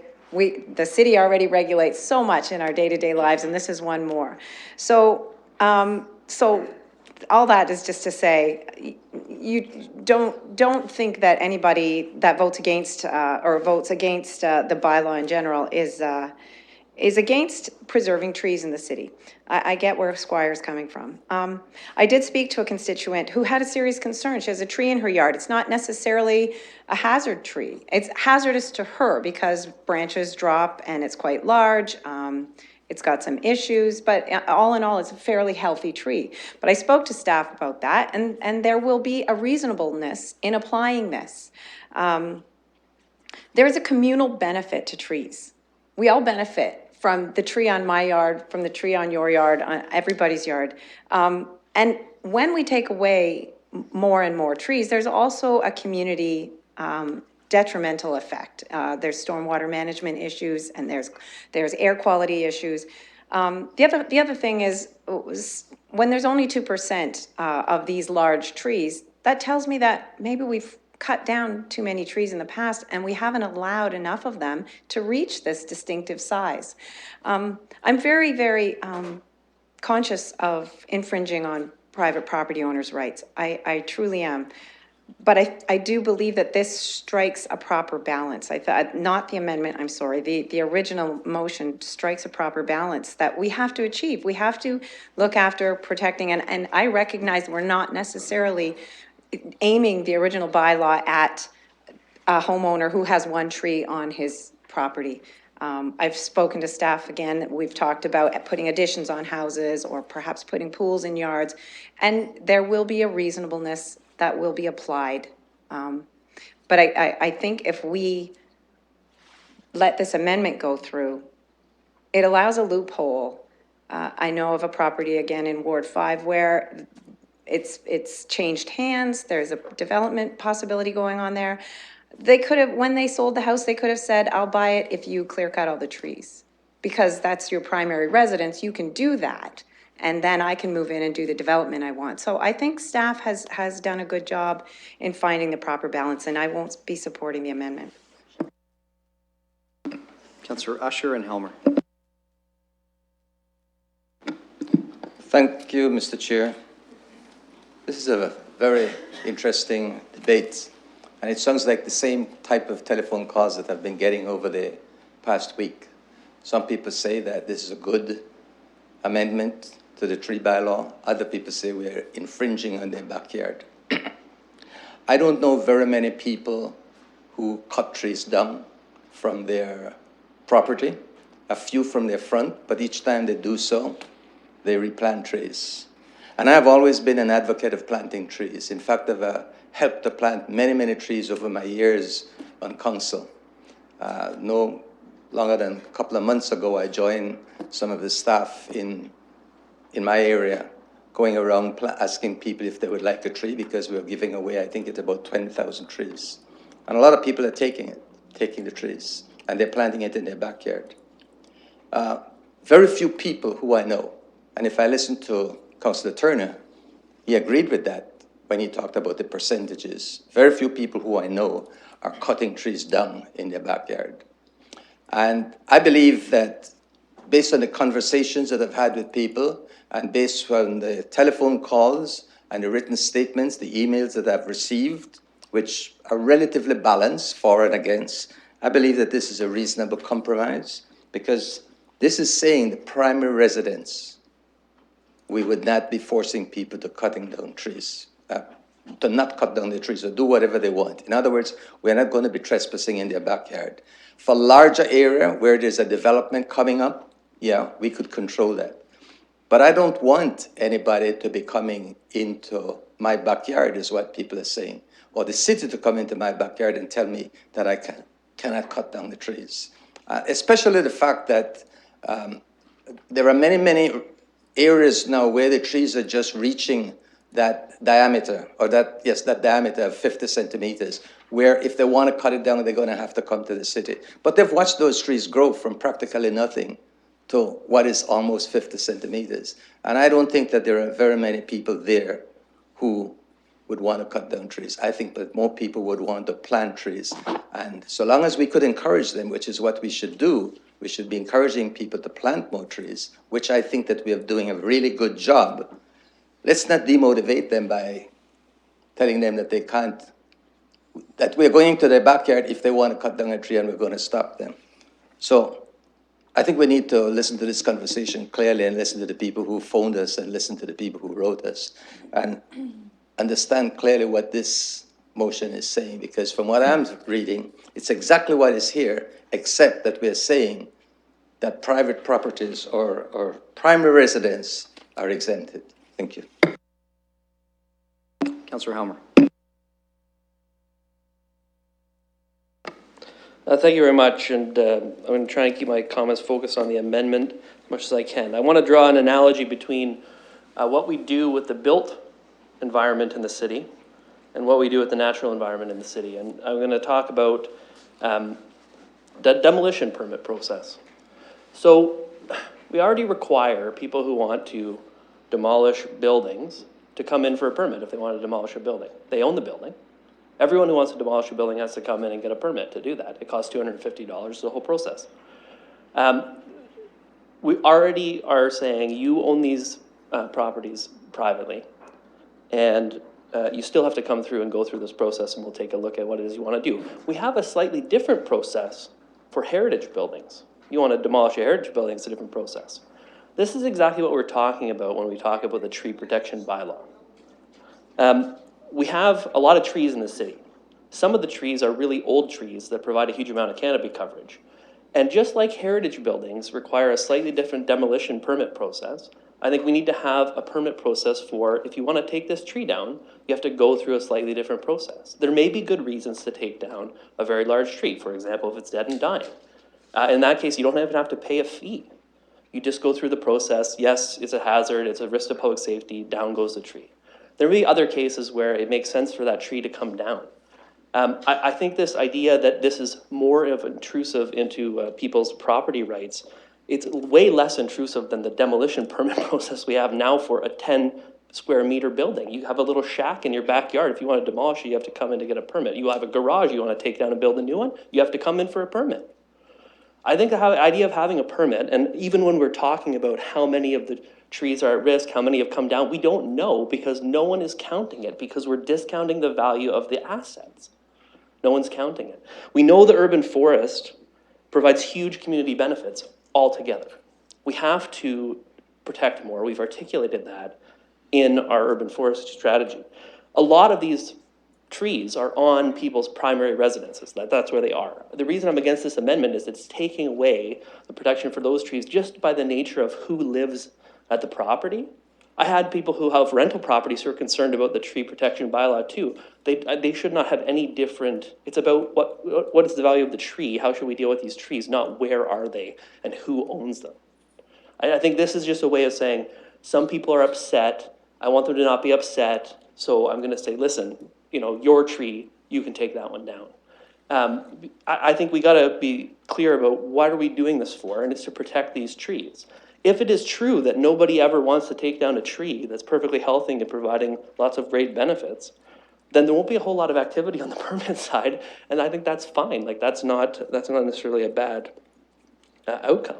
If it's true that there's a lot of people who want to take down these trees and they're doing it for not reasons of like this tree is dangerous or it's a bit of a hazard, then we will find that out as soon as we put this protection in place. And I think that this is a very reasonable step forward. It's no more intrusive than what we require already for a garage. And frankly, the trees provide a lot more community benefits. Any other speakers on the amendment? Okay. Let me call the question. Okay. I believe, Councillor, you've spoken to the amendment. It's your amendment, so why, do you want to sum up? Yes, please. Go ahead. And just before we do call the question, I'll also look to Ms. Hall, but let's go to you first, Councillor, and then we'll go to you, Ms. Hall. I'm happy to hear from Ms. Hall first. Always a good call, thank you, and through your worship. I am mindful that the bylaw that has been put before you is one that has been prepared in consultation with the Legal Services Department, and that what has been moved by Councillor Van Hulst is significant, my apologies, is a significant piece of that puzzle. To the extent that you change a piece in any puzzle, it impacts all the other pieces.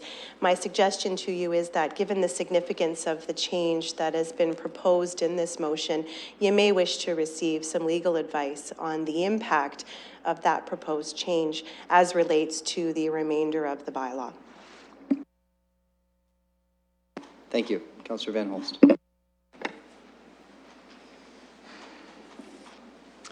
God, keep our land glorious and free. I heard a woman use those words recently. And I wonder, what does the request mean? Well, I think generally we want to think that it means don't let some other nation come in and force a government on us where they tell us that we have to do things that we don't want to do and that we can't do the things we don't want to do. But really, through the chair, to the people at home, the biggest threat to your freedom is us here on the City Council. We're, and other levels of government, but we make these laws to control you a little more and a little more and a little more. And Councillor Turner pointed that out. He gave a nice list of all the things, and Councillor Helmer, all the things we're regulating. Everything, every part of your life is regulated. And it's not necessary for us to go that far. I prefer that we have fewer bylaws and fewer laws than we do. I'd rather go in the other direction. And I think that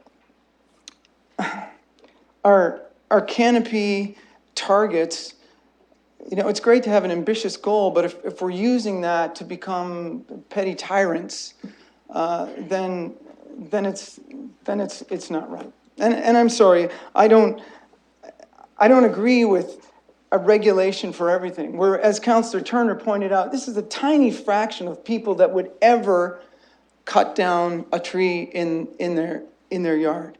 So why do we need the bill to do that? It's not gonna accomplish something, and that's something that I think we do often here in council. We pass a bylaw that really won't accomplish much, thinking that we've made some moral victory. And here I think we've got a loss, really. There's communal benefits to trees. And so really we're kind of saying, you have a tree, but we own your tree now. And we're going to tell you what to do with it. But we haven't offered to pay people for the benefits that their trees have been providing them. And what's a fair benefit for the tree that they've grown to the point where they want to take it down? Well, maybe that would be the price of the permit that we're asking. So in which case, we just really don't need that. It would be a wash. So I don't expect we need to go for legal advice. I can see where things are, but it's not the direction I want to go in. I prefer that the people at home have a chance to do what they want with their own property. I mean, at least we can let you do some landscaping without our interference. And I know that most of them and most of you out there will want trees and plant more trees. We're taking on the 1 Million Tree Challenge in London. I mean, we're taking on, citizens are out there. This is a priority for us. So I think this is kind of a slap in the face, and it's unnecessary. And by the way, some people seem to have taken some umbrage to something in this conversation. If it's me and something I've said, I hope that you'll tell me afterwards. But thank you. I thought this was a nice compromise for the people in the city. everybody would have been on board with what we had. Nobody would complain or felt that they've been manipulated once again by government. So I'm going to, of course, support this motion. I hope you have a change of heart and do the same. Okay, thank you, Councillor. So we've got a motion that's been moved and seconded. This is on the amendment. We had a recommendation from Ms. Hall that folks felt they needed some legal advice before voting. Then they're welcome to move that at this time. Councillor Usher, you looking for some legal advice? Okay, so it's been moved by Councillor Usher. It's been seconded by anyone? Now you want legal advice, okay? Councillor Van Holst. So it's been moved and seconded. It's coming up on screen shortly. This is to go in camera.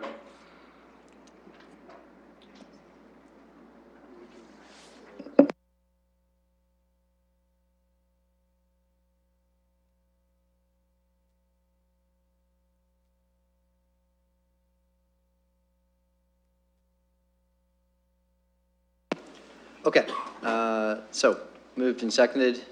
Any discussion? Let's call the question. We're voting.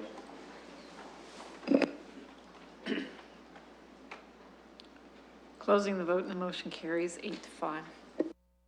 Okay, let's quickly head to committee room 3. We'll get that advice and we'll come right back and pick it up where we are.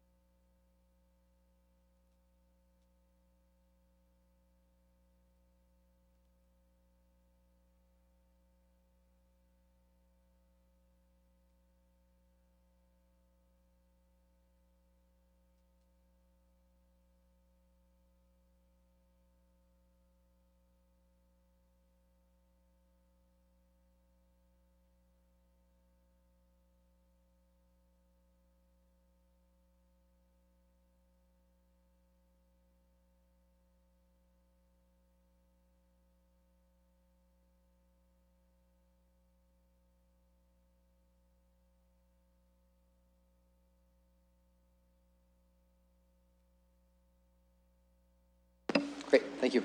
Okay, colleagues, back in public session. We have a motion that's been moved and seconded. We've received some legal advice in camera, and it's time to call the question. We're voting.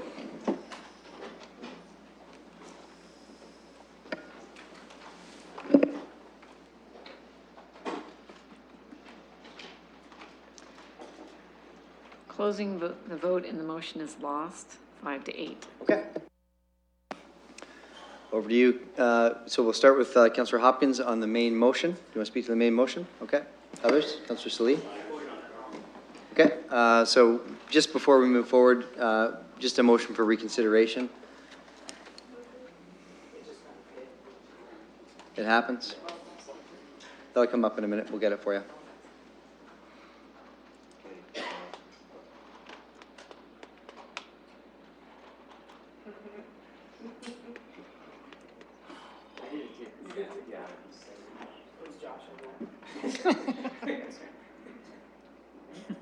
Okay, make that motion, please, someone. Thank you, Councillor Park, second by Councillor Turner. Let's vote. Voting on reconsideration.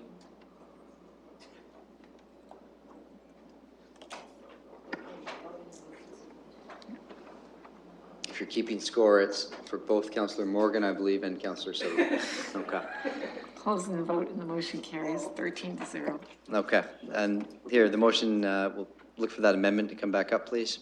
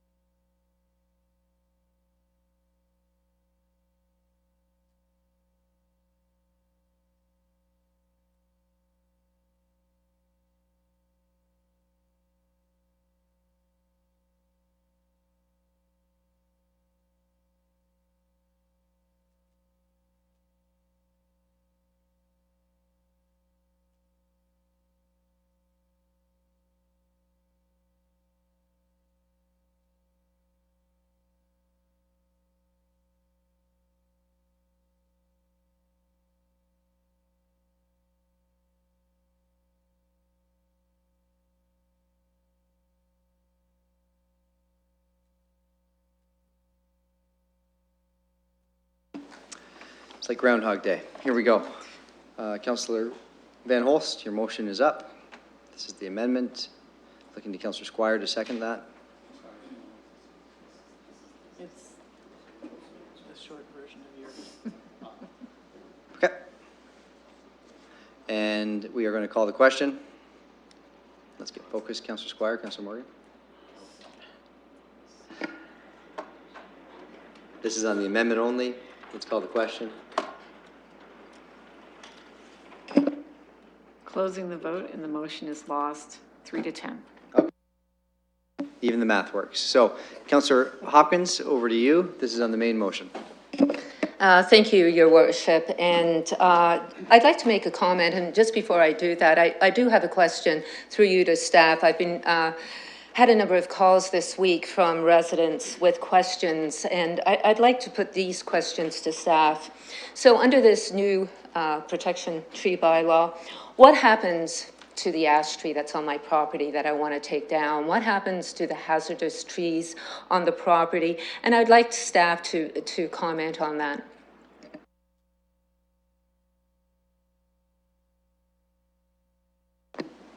Thank you, Your Worship.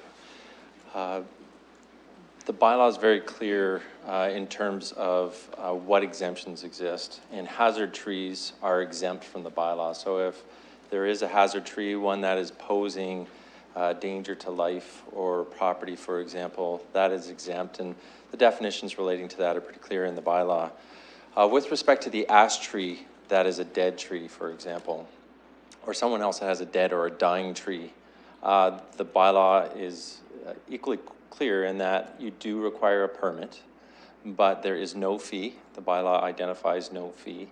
And it's equally clear that the intention is that a permit such as that would be processed, an application would be processed very quickly and efficiently, and you would be given a permit to remove the tree.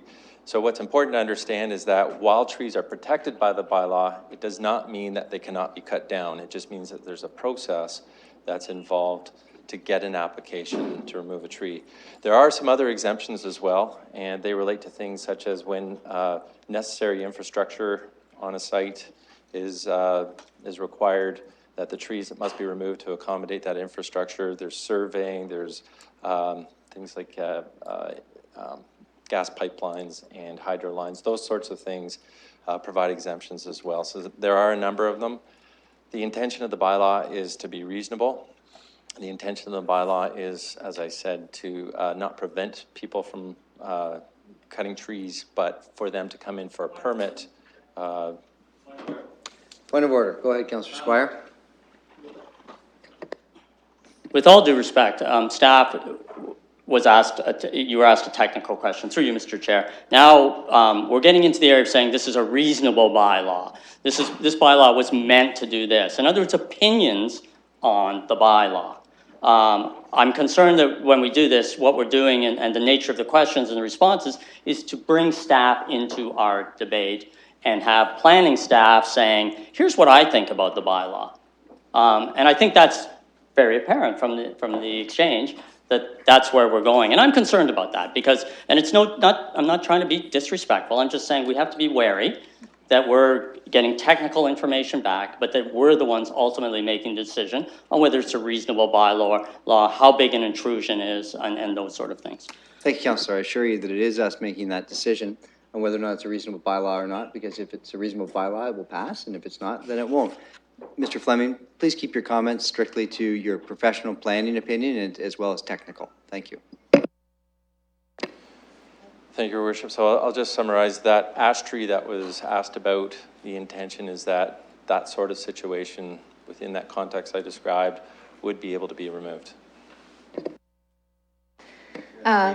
Thank you for that, and I do appreciate it. I've had a number of questions regarding that, and I thought this evening would be a great opportunity to have that question answered, which is also important to note that the education piece to this new protection bylaw is going to be important for the residents of London to understand. I think it's also important to note that this is about protecting our canopy. We know as a city, our canopy is at 24%. We need to be at 34% in 2036. We have a long way to go. It's not about what I want to do with my trees, but what is best for the community. We already have a bylaw in place, and for many people in my community, I hear that we can do more. When I was running for council, protecting the environment was very important to me. That is why I support the London Plan. That is why we have the strategic plan that speaks to planting more trees and better protecting them as well. But I want to go one step further and ask you as a council, what do we stand for? Is protecting the environment important to each and every one of you? If it is, then there is no reason why you would not support these changes. They are minor. For me, it's a sensible and realistic approach. In fact, it is very conservative compared to what other cities do. A few years ago, staff was asked to strengthen our tree bylaw because of the concerns of trees coming down in our community. I came forward to planning 1 year ago requesting that we speed up the process. It's finally here. I want to thank staff for all the work that they've done on this. I know it's been extensive. And I also want to thank them for holding a public participation meeting. There was no requirement for that. And thank you for your transparency. The community has been aware of these changes that would be coming forward. Trees are a community asset, and I am going to go really fast, but I think it's really important because I want you to know what I learned through this process. A few years ago, I was summoned with cutting down my trees on my property. And it was Christmas Eve, and I remember it very well. And we tried to take advantage of the fall, which is a great time to transplant trees. We took down some diseased trees. We were not aware at the time that taking down diseased trees required a permit. No cost, but it required a permit. So I was surprised, but then I was glad to know that the city cared about our trees. On my property, and always being a good steward, it made me realize that trees are important to the city. So I just want you to know we did transplant some trees, and all is good. So I know we can do this as a city, and I know we want it. I know that most Londoners are good stewards, so I want to protect the environment. I think this is a small step. I think we can be doing more. I know there are concerns with this protection bylaw, but I'm encouraging you all to support it. Thank you. Thank you. Okay, let's go through the speakers list. I have Councillor Usher, Armstrong, Helmer, Morgan, and councillors, please keep your comments as succinct as you can. Well,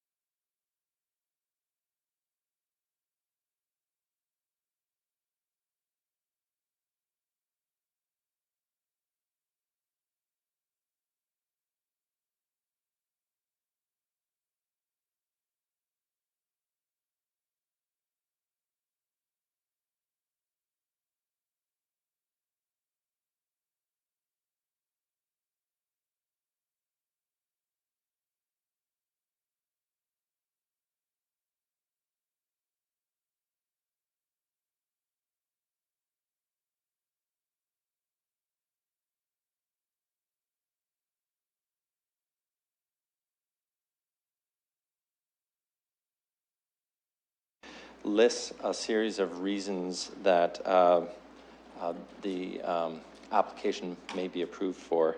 And there are a number of them that relate to things that have been raised here today. One of them relates to compelling reasons, and if a compelling reason is made by an applicant as to why a tree needs to be removed, then that can be a basis for removal. There is also an appeal process, so that if a refusal is given, an appeal may be made, and the hearings officer, which this council has identified for a number of bylaws, this tree bylaw being one of them, that officer would hear an appeal and adjudicate accordingly. So basically what you're telling us then is that, there's always an opportunity to, through the process, for a resident to have an opportunity to take down a tree where there's reasonable justification. Would that be fair to say? Through your worship, yes. Working through the list, Councillor Helmer and Squire.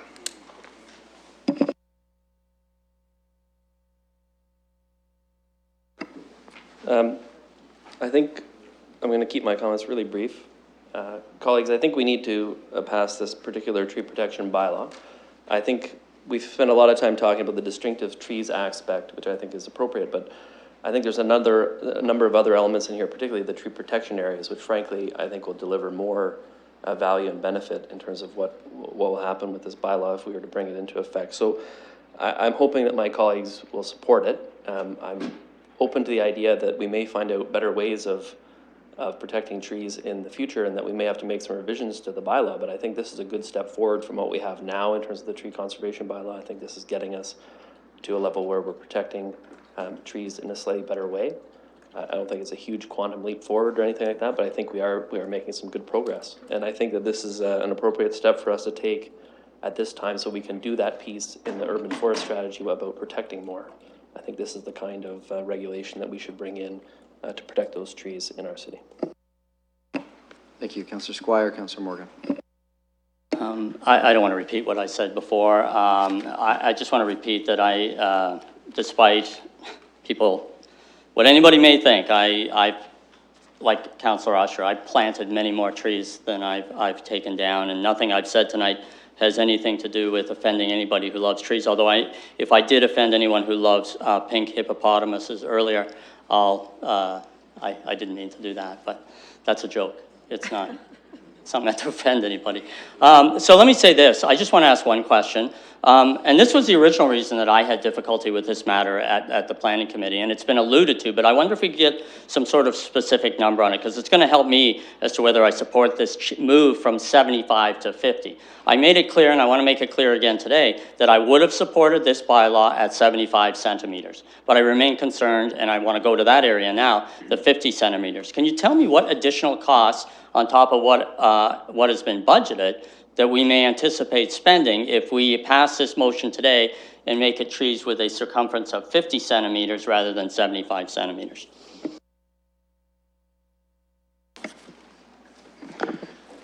Through your worship, based on what Mr. Fleming has said about 5 additional staff, but I also heard it could be as much as 8 additional staff to do the additional work, which is 6 times the number of trees, as he mentioned. My estimation would be anywhere from about $350,000 to about $500,000 more. So if you round it off in the middle, about $400,000. If you got it from the tax rate, they would have to come forward with a business case this year for the 2017 update, and that would increase your tax rate slightly. It wouldn't be a lot. If you took it from elsewhere in the budget, then obviously something else would not get done. And just to finish off, that's why I won't be supporting the 50 centimeter amount. I would have supported this at 75 centimeters. I love trees, but I can't justify, for what I think is a non-existent problem, spending another $400,000 of taxpayer money. Councillor Morgan, Deputy Mayor Hubert.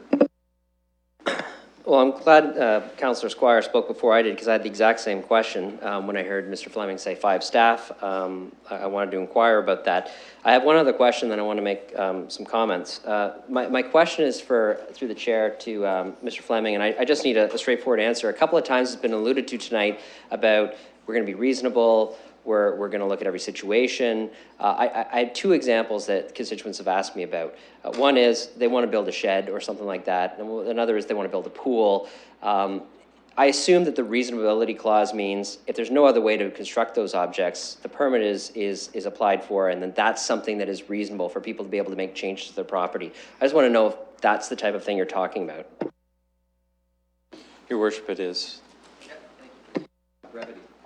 Okay, thank you for that. So I have the same problem that Councillor Squire has with this. I stood up a number of months ago in this council about this time of year asking for about $200,000 to have bylaw officers to better enforce our taxi bylaw. And I got accused of a la carte budgeting, I think it was called, and that it should be referred into the budgeting process. And so I'm very supportive of the 75. I'm not supportive of the 50. Not that I couldn't be convinced later, but I think that there is significant budget implications to that, and we need to have that discussion at the right time, because I don't know what I would potentially be displacing or whether we have the money to be able to do that. And so staff had recommended the 75. I can support that, but I can't support the 50. So because I know at least one other councillor has said that, would like to move that as an amendment. It may fail, but I don't want to be in the situation of having not tried to move something that I can support and then be forced to vote against something and then be in this position of not being accused of not supporting trees in our community, because I am, and I could move towards the 50 eventually, but I'd like to do it in a staged process. I know Planning Committee had discussed this. I know they had a recommendation. I'm not sure if I'm even allowed to make the motion, but I want to make my thoughts clear. So if I can, I prefer to move that we amend it back to 75 centimeters. And if that's appropriate, I'd need a seconder, obviously.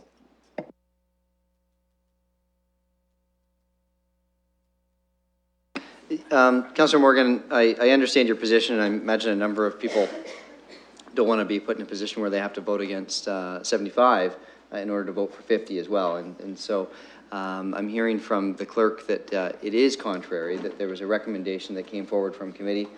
Should this fail, then you can bring your amendment forward, but you're certainly on the record indicating your support of the 75 centimeter radius. Yep. I know you asked us to be brief, but I'm going to reiterate that support because it's important, because I expect what will happen is that I'll vote against this so that I can move that, and I'll never have the opportunity to do so. So I'm going to explain again that I am supportive of a phased approach. It is the budget issue that I have a problem with, and that I entertain a discussion down the road. So I would encourage us to defeat this, to pass the original staff motion. There are many other good things in this. It's going to be very difficult to vote against it, but that's what I'm going to do. And we support the 75, and we enact the many important things in this bylaw. Thank you, Councillor. I have Deputy Mayor Hubert and Councillor Turner. Thank you, Councillor Van Holst. Thank you. And I would suggest then, given what my colleague has just said, that we call Part A separately so that we know where we land before we deal with the rest of the clauses. So I'll ask that the clerk do that, call that at the appropriate time. There's a problem here, but because we're arguing about the cost of implementation. And the cost of implementation is based upon Mr. Fleming's assumption that because there's 6 times as many trees of a certain caliper, that there'll be 6 times as many requests to remove those trees. And I think that's an assumption that, while it may be true from a mathematical model based on the number of trees it doesn't necessarily follow that we're going to have 6 times as many requests to remove the trees, because as a number of you have said, including those that were actually arguing against the session, we love trees. So unless they're hazard trees or any of the other classes, the majority of them are not going to be requested. So I think the assumption that it's going to cost that much money is based on a mathematical analysis of the number of trees, not based on the market demand for removal of trees. And that's a very, very different thing. So maybe we can just take a pause and do the right thing, from my perspective, okay? I'm going to give that, Councillor Squire, okay? From my perspective, support the 50, and let's see if there actually is the demand. But you know, one of the best things about this entire argument, this entire discussion, and actually one of the things that disappointed me, by the way, at the hour at which this was dealt with at planning meeting, is we're talking about trees. We're talking about how important they are and how valuable they are, and we're talking about the public benefit of it. And Councillor Hopkins did a great job on highlighting that. That's the important part. We want our trees. We need our trees of all sizes. Councillor Turner. Thank you, Your Worship, and thank you, Deputy Mayor Hubert, for that, because I think that's a really important point. When we take a look at the urban forest model, I guess I'm kind of puzzled on the 6 times factor, because those greater than 61 centimeters represent about 1 to 2%. Those of 49 to 60 centimeters is roughly that same amount, so it looks like about double rather than 6-fold. And that's straight from the graph in the urban forest effects model from U4. Now, recognizing, of course, that 75 is larger than 61, and so there might be a multiplier in there. I do understand that, but we're still looking at small numbers in here. To give you context, you probably saw in the report that Oakville has the largest diameter in its tree preservation bylaw of 76 centimeters, but it has a caveat in there. If more than 20% of the trees on a property are being cut, the greater than 20 centimeters in that circumstance. Ottawa is 50 centimeters, which is where the compromise here came from. But they also have a 10 centimeter requirement in there, again, on properties over 1 hectare. Toronto, which is actually what I'd proposed to emulate, was 30 centimeters. Kingston, 15, Guelph, 10.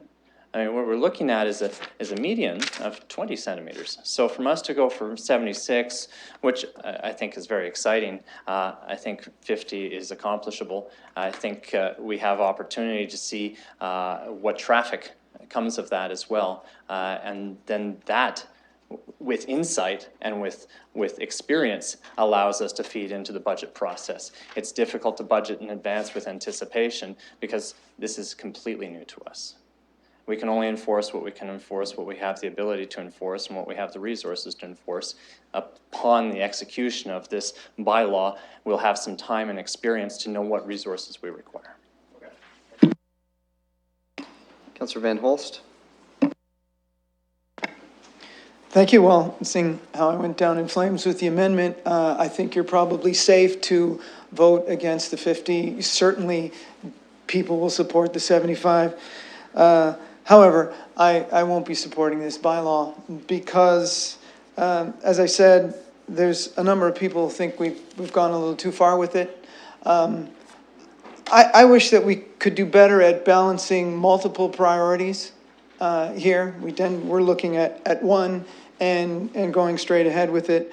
But because we haven't looked at those two things, I don't think this is worthy of a unanimous vote. So I'll be the dissenting one on behalf of all the citizens that would also be dissenting because of that reason. Thank you.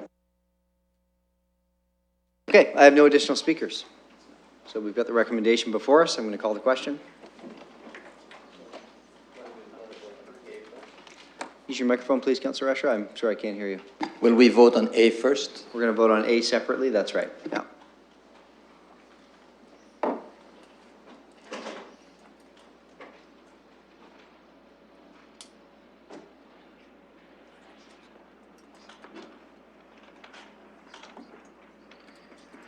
Ms. Westlake Power, you're just putting A up. Great.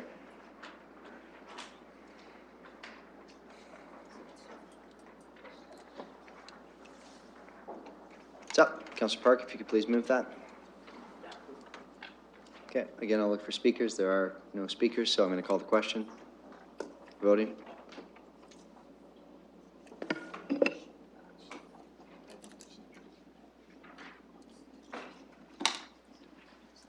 Closing the vote and the motion carries 9-4. Okay. We'll now deal with the remainder of that motion.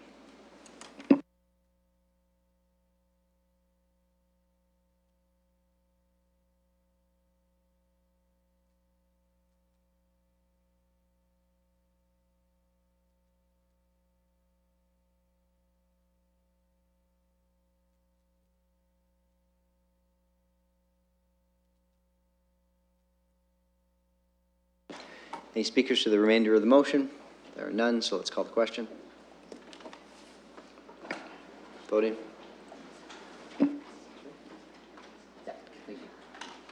Closing the vote and the motion carries 12-1. Okay, thanks to the chair and the vice chair for the planning report. It's 8:30. We're going to now move to the Community and Protective Services Committee. Councillor Armstrong is going to be moving this report. Thank you. Your Worship, I'll be moving the entire report.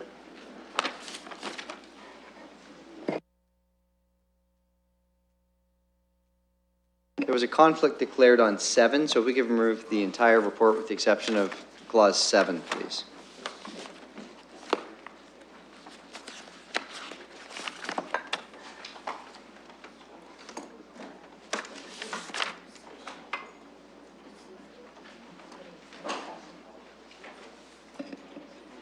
Okay, that's been moved by Councillor Armstrong. Any discussion on these items? This is 1 to 6, 8, and 9.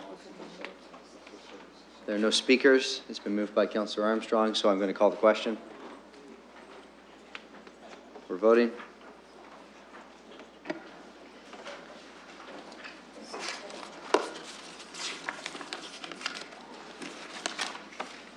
Closing the vote and the motion carries 13-0. And clause 7, please, Councillor Armstrong. You want to speak to 7? Okay. Councillor Usher.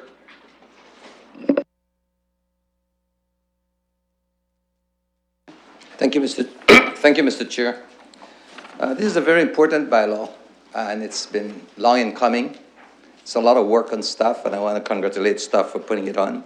I also want to congratulate a lot of people from the community who provided input to this bylaw. To me, it's not perfect. My biggest concern about this, Mr. Chair and colleagues, is that it's of such a high standard that I'm very concerned about the number of people who will probably be left homeless. But I'm going to wait to see what it brings, whether we're going to find a solution for a lot of those people who are in inadequate homes. But I wanted to say that I really appreciate the work that staff has done to this and the work that the community has provided to this bylaw. And I think we did a good job with it, and I think that we could not do any better at this point in time. Thank you. Thank you, Councillor Usher. Any other speakers on this? We'll go to you, Councillor Armstrong, last, since you're moving the clause. No other speakers? Councillor Armstrong, and then we'll call the question. Just going from memory, Your Worship, I wanted to just address a few things on this issue. First of all, I think that we were told that they estimate there's like 25 potential properties that fall under this bylaw at the current time. So we're not talking a lot of units out there. But the fact is they are at this point unregulated. I'm sure many of us saw some of the story that was covered in local media about a number of these units, and some of the units, quite frankly, are the conditions are very deplorable. And so I think this is about making sure people live in clean, safe facilities, that food preparation is appropriate by done by professionals, and I think we owe this for those who weren't at the meeting, the committee meeting. We owe this to those individuals that are living in these particular units. We owe it to them to make sure that they are in safe hands and a better situation than what there's been in the past. And we could tell just by some of the comments that are being made that some people had gone through difficult situations living in some of these properties. So I commend our staff for putting so much time, so much effort into this bylaw. And I know they did a lot of research, and we're not the first to do this. There are other communities out there in the province that have similar laws, but I think ours is now one of the better ones. So I know some of our staff couldn't be here tonight, but I'm sure other staff will pass on our appreciation for the hard work that they did on this file. Thank you, Councillor Armstrong. Let's call the question. There are no additional speakers.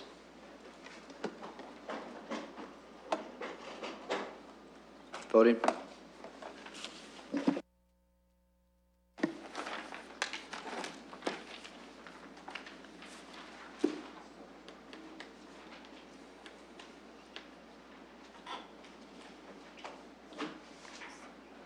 Councillor Salee.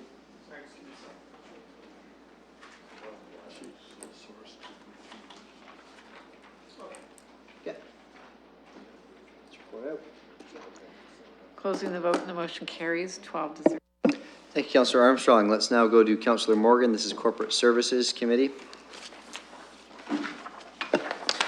Thank you. We have 9 items to put on the floor. I do have one councillor who's approached me about item number 8. I believe that Councillor Hubert wanted that pulled. I'll just confirm with him if he nods. 8. Councillor Usher? Just the clause number. Go ahead. I have a revision to 8 also. Okay, we'll pull 8. And 6. Anything else? Great. Okay, then with that, I am happy to put 1 to 5, 7, and 9 on the floor for council's consideration. Any speakers to 1 to 5, 7, and 9? There are no speakers. If you could just move that on screen, please, Councillor. And I'll call the question.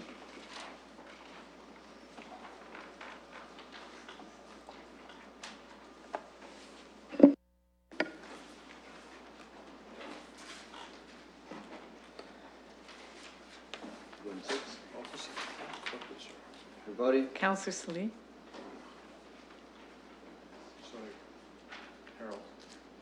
Closing the vote and the motion carries 13-0. Yeah, I'm happy to put 6 on. Okay, who pulled item 6? Was that Councillor Van Holst? Go ahead. Yes, thank you. I'm going to be voting against this one. I would prefer that we move back to the original motion, which was simply have the mayor choose an acting mayor, rather than do this from council. I don't think it's necessary. It's a little more bureaucracy than needed. I know the argument was that it seemed more democratic if we picked who was going to be the acting mayor, but we do a lot of delegation of authority, and this is one that I'm happy to delegate. It really doesn't, I think everybody here is capable of being acting mayor. It doesn't matter to me who is doing it. It doesn't matter to me if I ever get to be acting mayor, so I don't really want to have to debate it. Because when things come to council, I think there should be important decisions that we make that actually require 14 minds looking in earnest at the situations, and I don't think trying to figure out who's the most appropriate choice for coming up to this week is really that. As just ask a favor of your worship and through you to yourself, if there's a day that you have to pick to firm up your schedule, I hope it's the day after council, so there'll be as much time as possible that we won't have to interfere in this decision, and it can simply be made. And because for the most of the time we're just leaving it to the mayor to pick someone, I would prefer that we just do that. So that's my. Thank you. So I hope that you vote against this, and I suppose if we do, I'll just move it back to the original motion that did come to the committee. Okay, thank you, Councillor Van Holst. Any other speakers? There are none, so I'm going to call the question.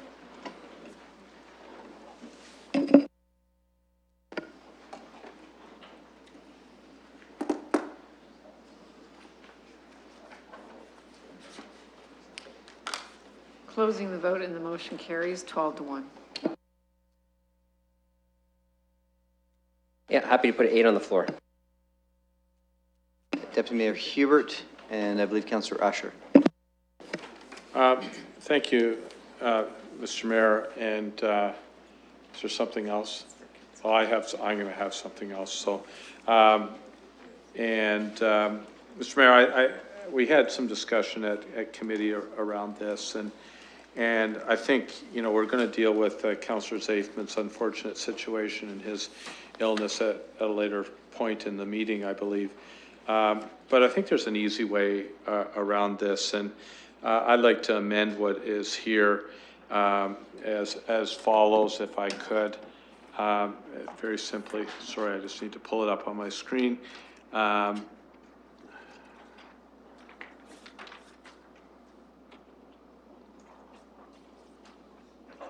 Well, I'll go by memory here. I can't seem to find it.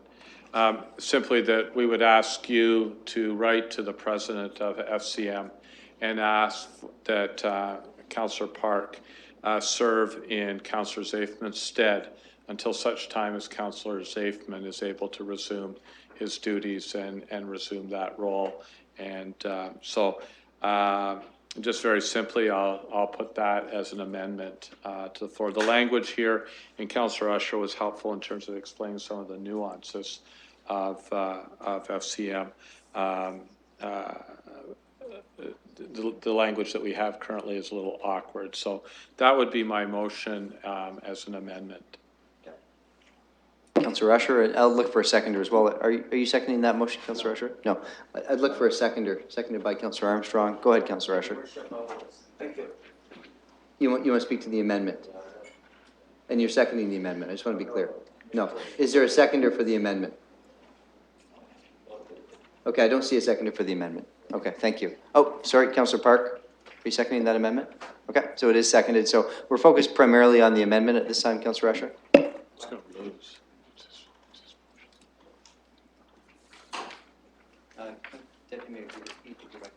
Sorry?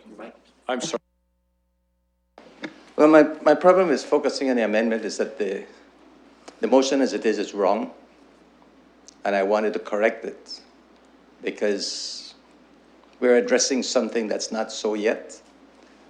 It may end up to be that way, but that's not what Councillor Zafman asked for, what is there. And I had a motion to correct it. I spoke to Councillor Zafman this morning, and he agreed with me that if you look at the original motion, it's not what is there. All Councillor Zafman is asking for is that he designates Councillor Park for the upcoming board meeting, not forever. If he cannot make further meeting, then he'll look after that. But at this point in time, so my motion was just to correct it to agree with what Councillor Zafman is asking for in his original letter, based on my conversation with him this morning. Okay. Well, let's deal with the amendment that's before us now. If the amendment's defeated, then we'll go to you for this, further amendment. Any other speakers on the amendment? Yeah. You want to sum up, Deputy Mayor? Go So ahead. just sum up, I appreciate where Councillor Usher, I'm just simply, I think actually they're very compatible. All I'm trying to do is save council to have this discussion should Councillor Zafman not be able to resume those responsibilities, and we would have to come back and have the discussion all over again. So, do what you like. It's either a short term or a long term, but we get to the same place. So. Okay. Good. Councillor Park, go ahead. Thank you, Mr. Chair, and I'd be happy to put anybody in this stead. I think it's important that we have someone in the place of Councillor Zafman, and I'd be happy to do it, but I'd also be more happy to relinquish it because it would mean my neighbor's back. So that's where I am. Thank you, Councillor Park. Any other speakers? Okay, let's, you've spoken on the amendment. Did you have a question? We're dealing with the amendment right now, Councillor. Yes, but I didn't speak on the amendment. I was trying to explain something to you earlier, but I'd like to address the amendment. Okay, go ahead. Okay, thank you. First of all, I don't want anybody to think that I'm taking this personally. I just happen to know the procedure, and I wanted to explain the procedure. I do agree that if one of us belonged to a committee, that we should try to arrange for somebody else to replace us. The arrangement should come, in this particular case, from that person to the president of FCM, because that's the person who appointed that person on that person's request. That's all. So, we could do it here, but I think it's more appropriate that Councillor Zafman would write that letter or get in touch with the president. However, Mr. Chair, under the circumstances, because of, let's say, illness, I'm sure that Councillor Zevman would not have any problem with us writing the president and say, look, we understand that you cannot make it. We have somebody else who we can put in that place. It doesn't matter who it is, so I'm not even calling names. I'm just trying to help to make sure we understand what we're dealing with. Thank you. Okay, thank you. No additional speakers. Let's call the question. This is on Deputy Mayor Hubert's amendment.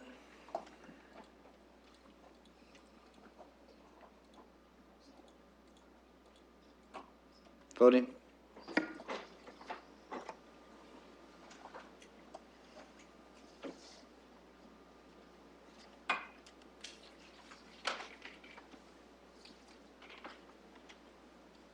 Councillor Squire.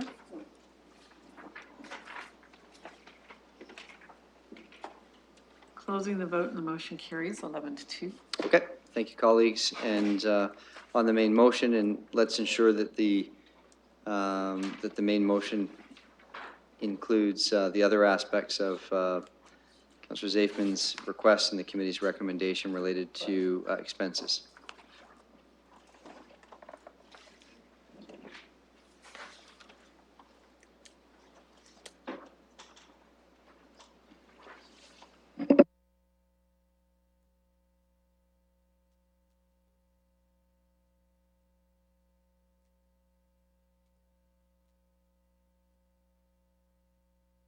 Okay, the amendment, Clause 8 as amended is up. Let's call the question.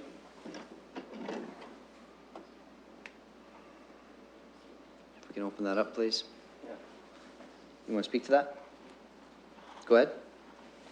So it was, pardon the confusion, I have this sheet of paper that was circulated in front of me, right? Nobody has actually moved this. It's a bit of a distraction. I think it's what Councillor Usher was talking about.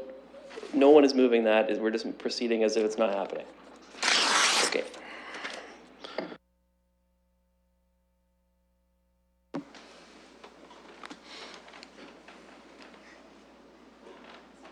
Vote's open. We're voting.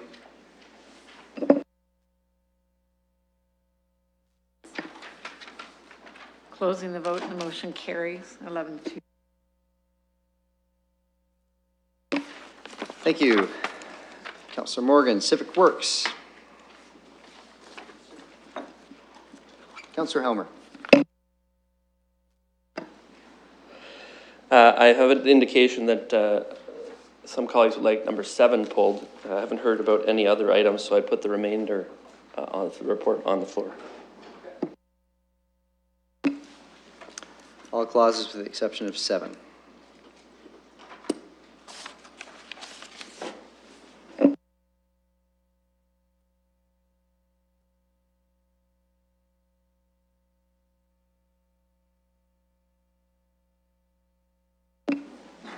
Thank you, Councillor Helmer, for moving that. Any discussion, clause 1 to 6, 8 to 17? There is none, so let's call the question.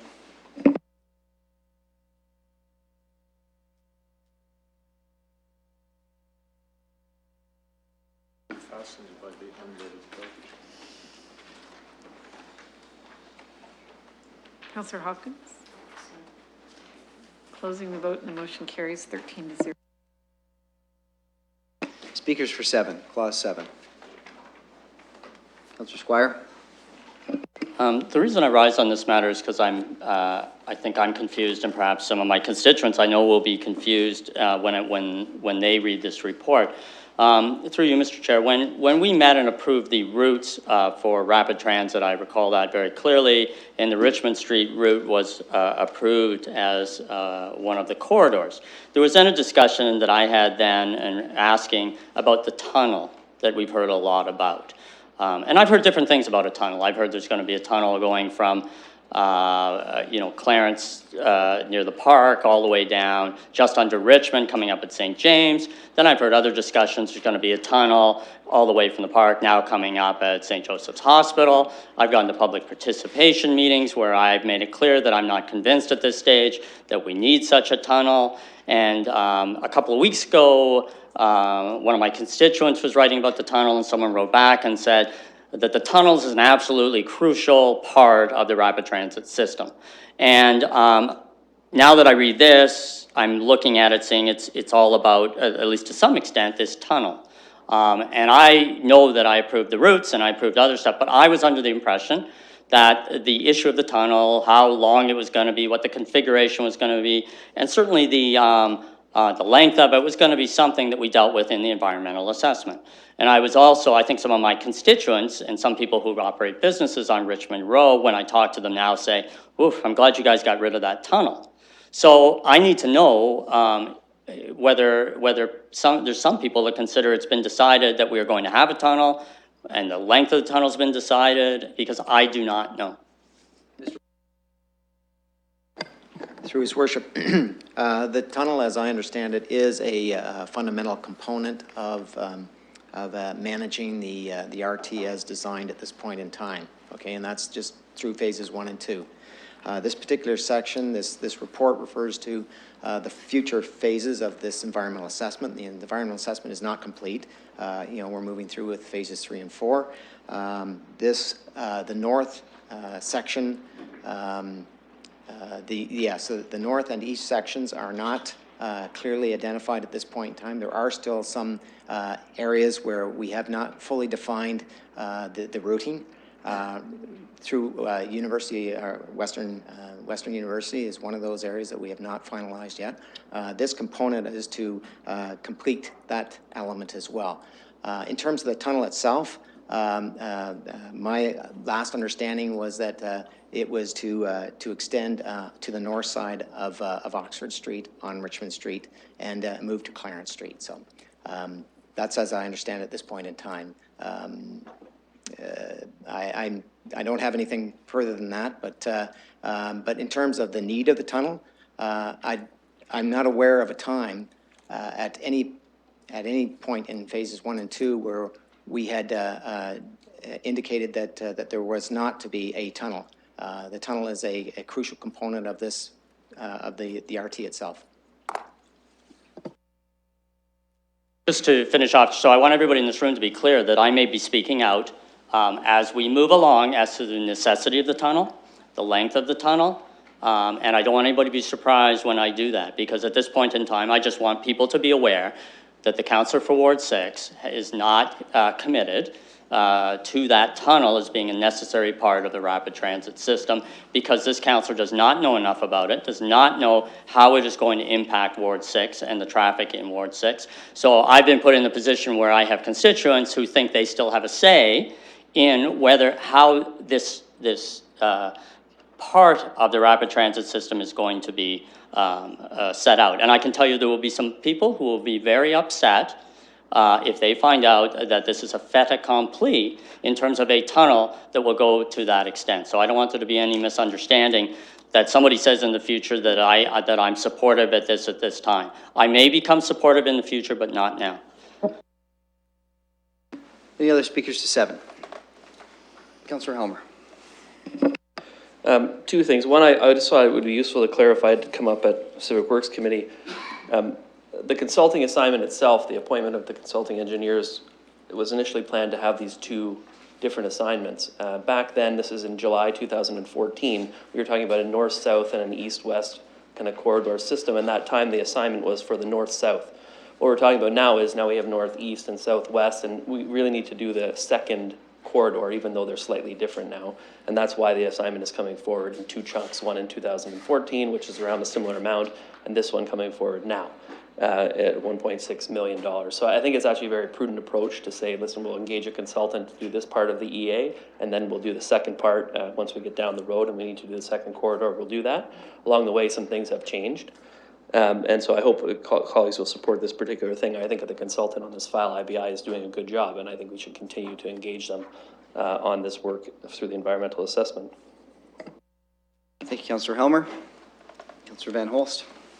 Thank you, Your Worship, and through you, just worth mentioning that we said we were going to cap our investment at $125 million. This isn't an additional amount to that, but is included in that. Okay, thank you. Other speakers? Let's call the question.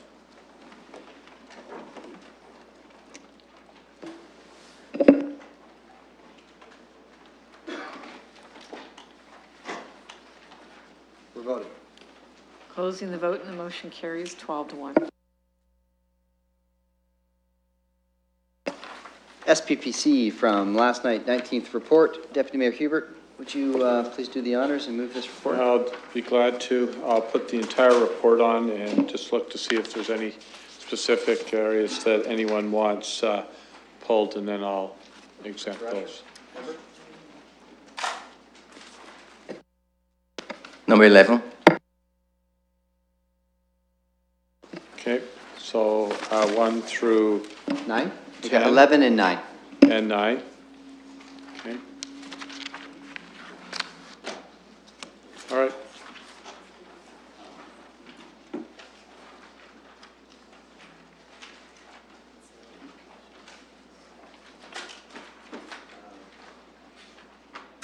That's up. Okay, so this is 1 to 8 and 10. Any discussion on 1 to 8 and 10? Let's call the question. We're voting.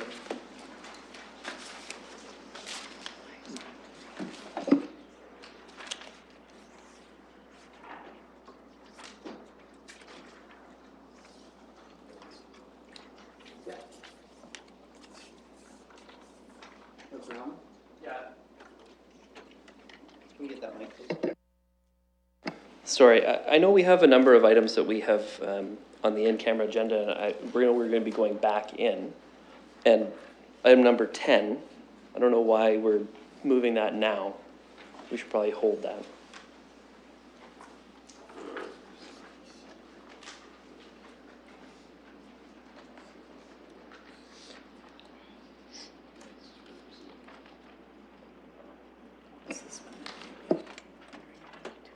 Okay.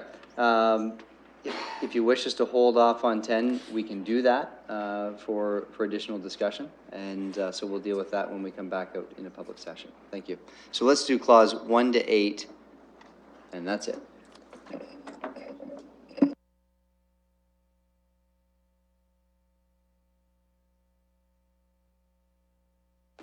We're going to have to, people had started to vote, so we're going to have to pull that motion down and repost it.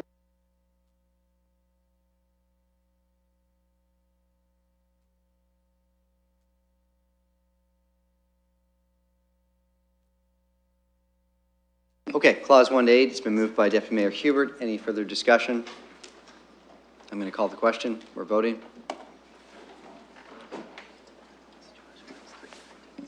Three, 1, 3. Okay.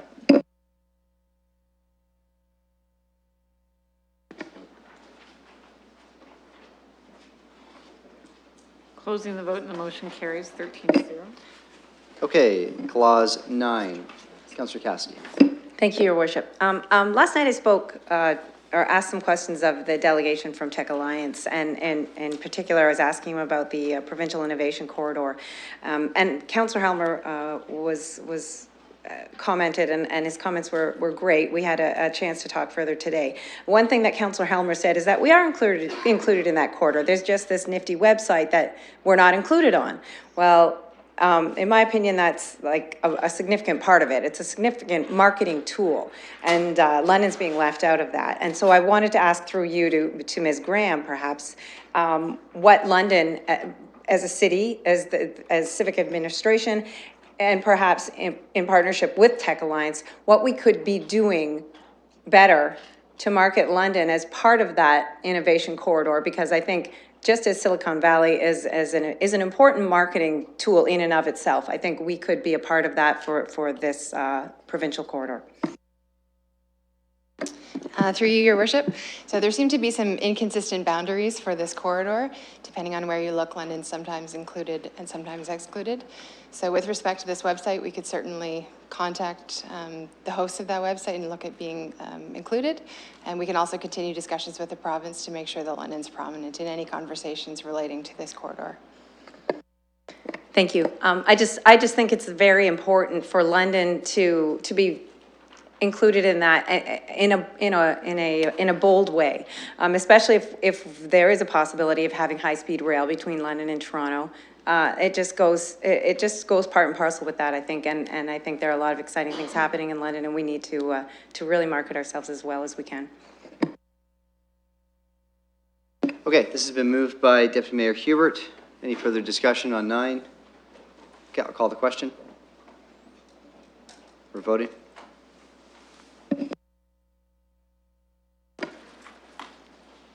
Closing the vote, and the motion carries 13-0. Okay, let's do 11 now. Speakers on 11. Councillor Usher, any other speakers? Thank you, Worship. Your Worship, we had a very good discussion on this item last night, but I'm not quite satisfied yet. And I'm not quite satisfied specifically because this is stating that we approved the business case dated February 2016. And I wonder, how do we know what is that business case for February 2016? And the reason I'm asking is because this is I believe that this is a transition document, and correct me if I'm wrong, Mr. Chair, that was exposed in the Free Press or wherever it was. And my concern is that when we have documents of this nature, they're really transitional documents, and there could be many of that type of documents from one date to another date. And I have no doubt that from the time we approve this, whatever we call this project, preliminary project in November, to the time it came back to us as a final, that there must have been 6, 7, 8, 9, or 10 different ones. And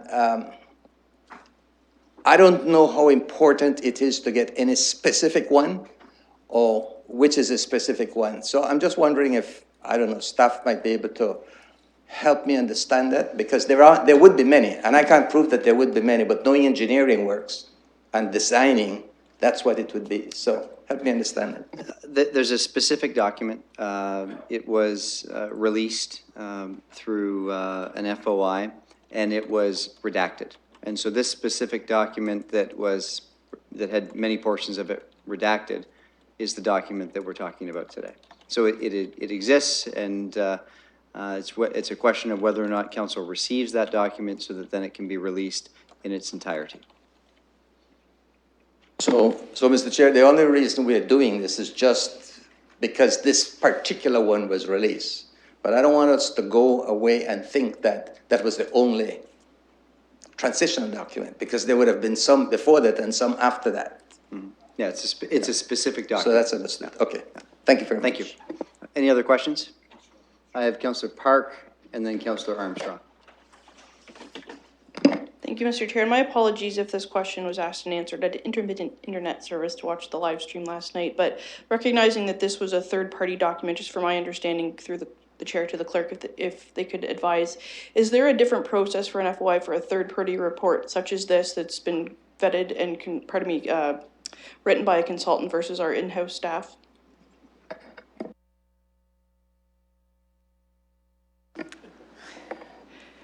Through Mr. Mayor, we don't consider this a third-party document.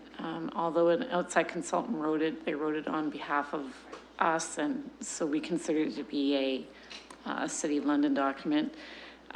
If it's a third-party document, then we would advise the third party that we're thinking of releasing it and seeking their advice. And there are some exemptions under the legislation that would restrict us from releasing some of it or all of it, depending on the nature of the document. Very good. Thank you very much. So I will be supporting what was proposed and recommended by committee last night. I think that this report should definitely be public, and it's all a piece of the accountability of our decision-making authority as a council, but also as recommendations coming forward from staff. Thank you, Councillor Park. Councillor Armstrong, and then Van Holst. Yes, thank you, Your Worship. Well, I too don't have a problem with it being released as a document, but I'm still troubled by how we are where we are today. So I have a few questions that I am hoping that I can get answers to. I'd hope to talk to our our Freedom of Information officer today, but he was unfortunately away, so I wasn't able to try to clear up some questions.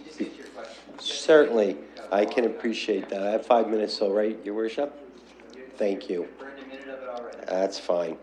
I guess through you, your worship, I'd like to ask the city clerk, who it was that redacted that document. Was it the privacy commissioner or was it? Okay, who you've was asked the it? question, So- who redacted the document? Yeah. Let's get you an answer. Thanks.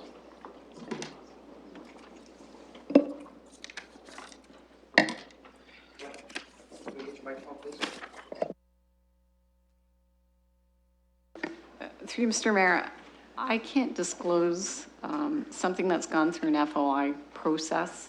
I can't disclose what occurred through that FOI process. I have to retain the privacy of that. I can explain to you what generally we would do when we have an FOI request, but I can't give specifics on an FOI request that's been processed. Well, as I understand it, your worship, when an FOI comes in, and we're talking generalities, not the specific case, when it comes in, the request goes to the Freedom of Information Officer, which in this municipality is Mr. Purser.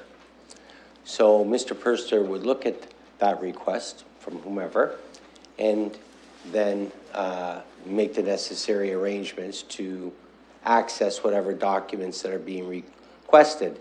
And then my understanding how the process works, once he looks at those documents, he decides whether they should be released or they shouldn't be released, in whole or in part, redacted or not. In some cases, if it was personnel issues, they wouldn't be released at all. So when I ask, this is a document that is a council document, I need to understand who it was who made a decision to redact this document. It got released to the free press. So I'd like to know, I'd like that question answered. I'd like to know, was it Mr. Purser or was it redacted before it was handed to Mr. Purser? Let's get And you I an think answer. that's an important question that needs to be answered. Sure. Clerk Saunders. Through you, Mr. Mayor, again, I can't be specific. I can tell you that generally the process is if we receive an FOI request, we go to, depending on what it is, we would go to the managing director of that area and ask for the release of the document. We also ask that person to provide the documentation and indicate any sensitivity that they have with respect to the document. We then take a look at what the sensitivity is that has been expressed, and then we look at it against legislation and then determine what could and cannot be released. And as Mr. Zudema indicated last night, the clerk's office was involved in that process and concurred with the redaction.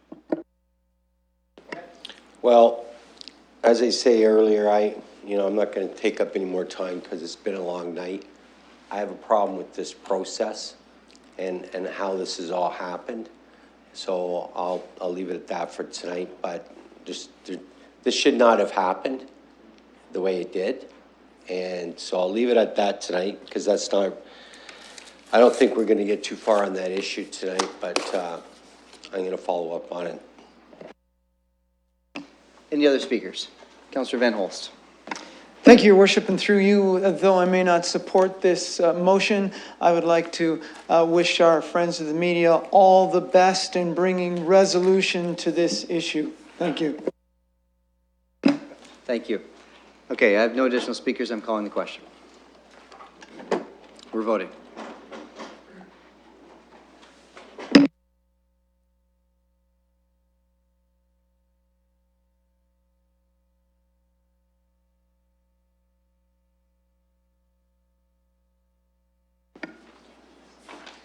Closing the vote and the motion carries 10-3. Okay, colleagues, thank you very much, Deputy Mayor Hubert, for moving that report. We'll deal with Clause 10 once we return to public session. At this time, I'd like to look for a motion to go in camera for the reasons outlined at the beginning of the meeting.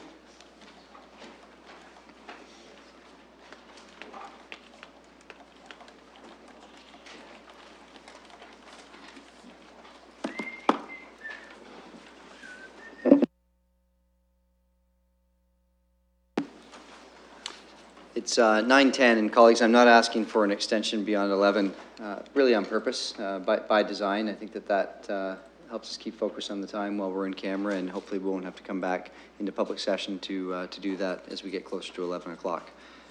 Moved by Councillor Turner, seconded by Councillor Usher. Any discussion?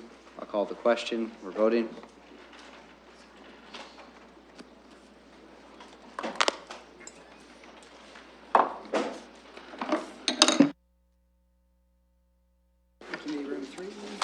Closing the vote, and the motion carries 13-0.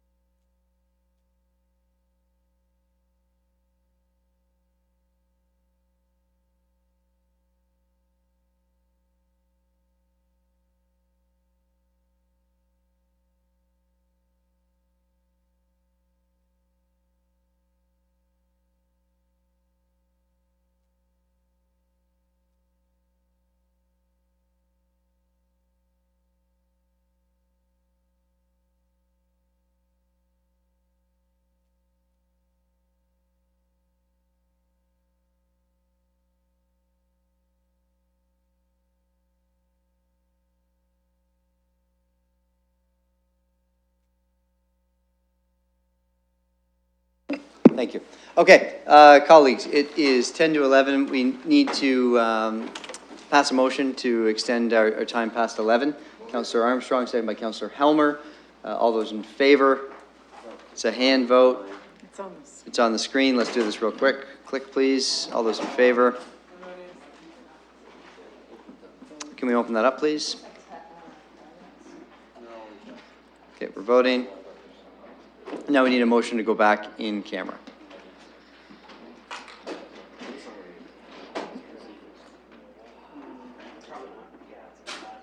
Councillor Slee. Closing the vote, motion carries 11 to 2. Okay. And then motion to go in camera. Motion to go in camera will come up in a moment. Attaboy, Square. I'm with you. No.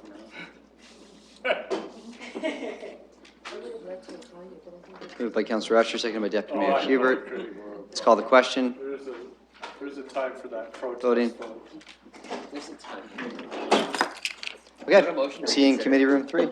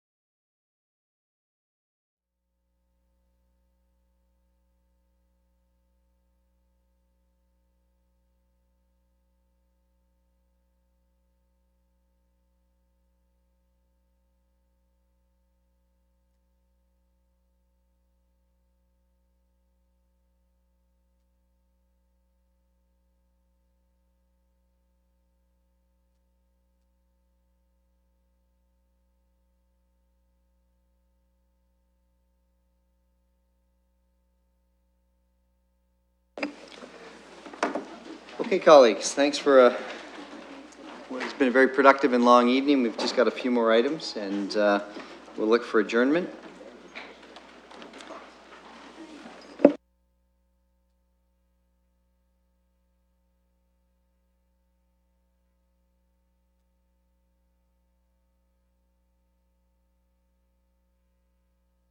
So Deputy Mayor Hubert, can you move clause 10, please? Yes, Mr. Mayor, we'll put clause 10 on the floor when it comes up.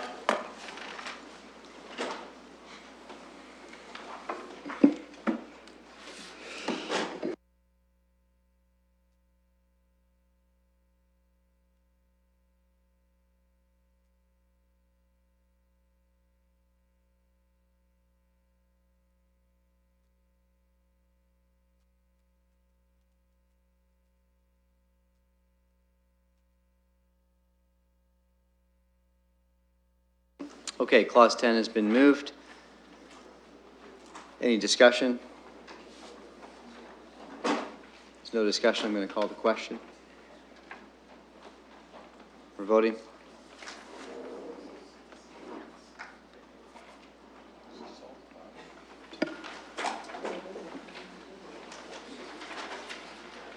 Closing the vote, the motion carries 13-0. Okay. Thank you very much, Deputy Mayor Hubert. Now we'll report out. Councillor Morgan.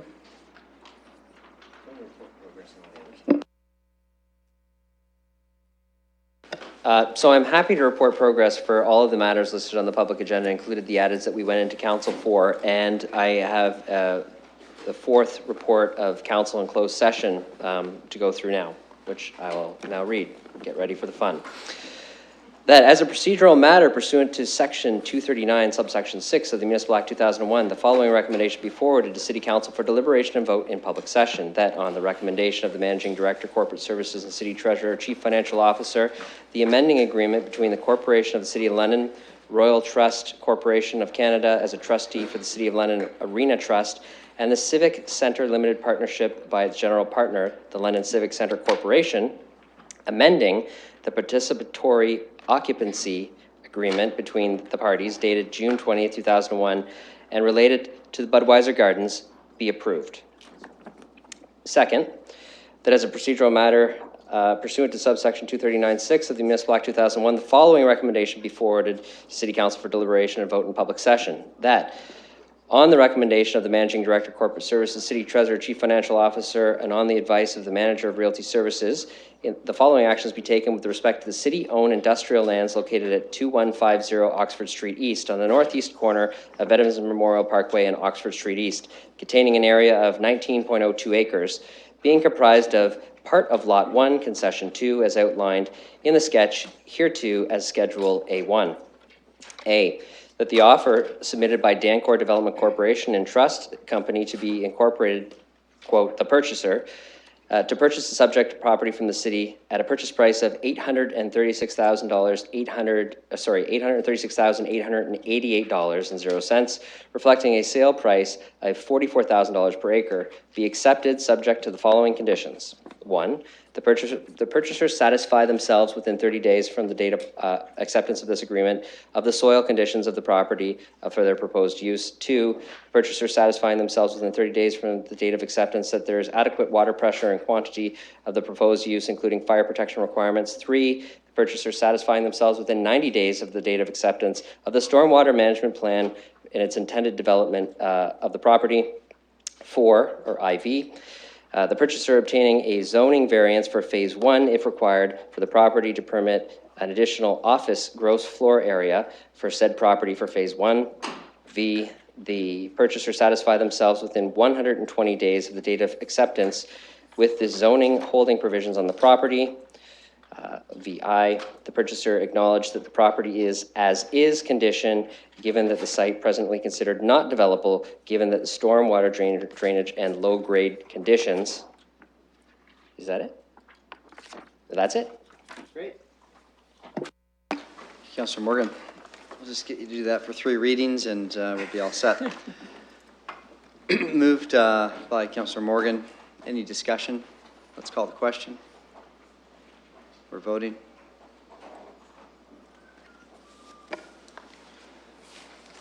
Closing the vote, the motion carries 13-0. Okay, making our way through the agenda here, folks.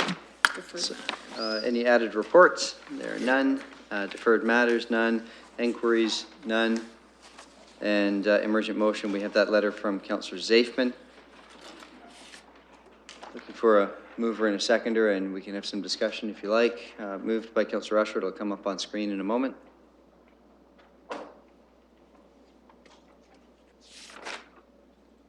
Seconded by Deputy Mayor Hubert. Any discussion? Councillor Helmer. I think it's very appropriate to give Councillor Zayden the time he needs to get healthy and come back. Councillor Armstrong. I don't have a problem with that, Your Worship. In any event, but I guess the thing is who knows what the future will bring in. I think we need some information though. Like how long, when we say time, what is time? Like once we make this decision tonight, is time mean a year, 2 months? Like what is time? I sort of wonder, do we have to look at this again in another 3 months? Or once we make this decision right now, it's open-ended? I think I need to know that because... Well, let me get an answer to your question. You've asked it. Like, there's a few angles here and I need to know Let the me answer your future. question. Okay. So it certainly is my understanding that it's hard to predict, that this is a medical situation, and our council colleague is seeking treatment and hoping for a speedy recovery as he's going to experience, but it's hard to predict. And so this does keep it open to answer your question for his return at a later date. There is no sunset date here. It's impossible for us to predict when Councillor Zafman will be returning based on the information that I think that we have today, and we don't need to revisit it. So I think that answered all the questions that you asked. Okay, any other discussion? Okay, I mean, I'm simply going to say that, I think that it's an opportunity for us to be compassionate, an opportunity for us to be caring, to recognize that a colleague is working his way through a very challenging health situation. And I think I speak for all of us when I say we just can't wait to have him back around the horseshoe. And we don't know when that's going to be at this point, but I think we can all hope for the best. And I know you've all reached out to him in your own way to extend your own personal concerns as well. So with that, I'm going to call the question. It's been moved and seconded. We're voting.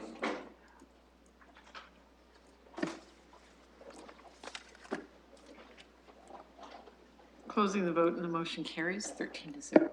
Okay, thanks, colleagues. We're going to move now to bylaws. Let's deal with all of the bylaws with the exception of Bill 308 and 313.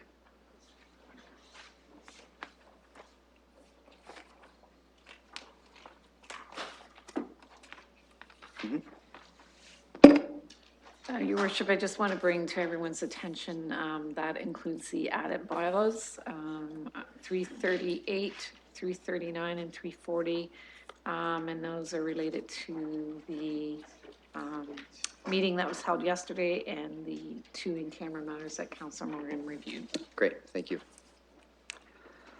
First reading should come up in a moment.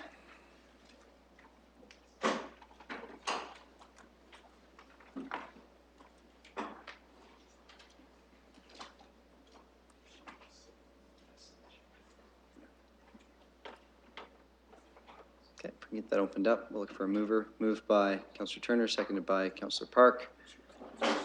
I'll call the question. Yes. We're voting.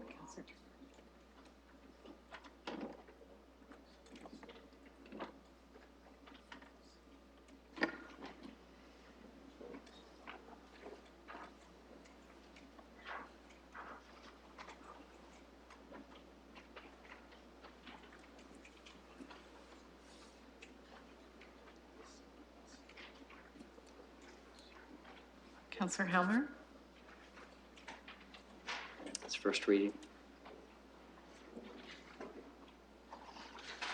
Councillor Helmer?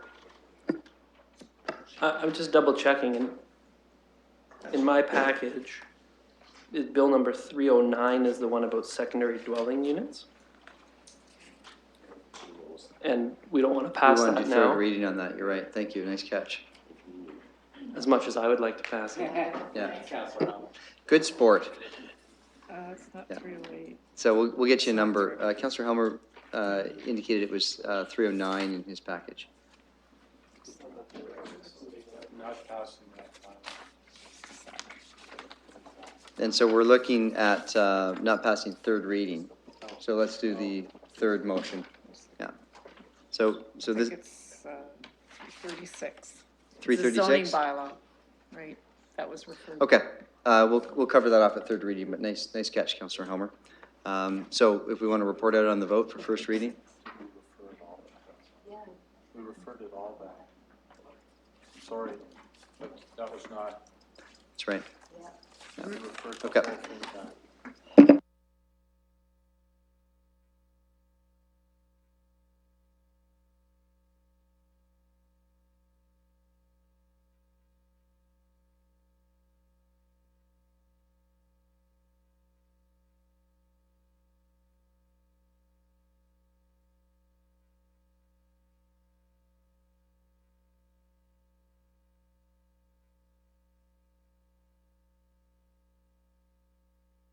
Okay, so clerk, if I could just get you to use the microphone so all council members can hear and also people watching from home.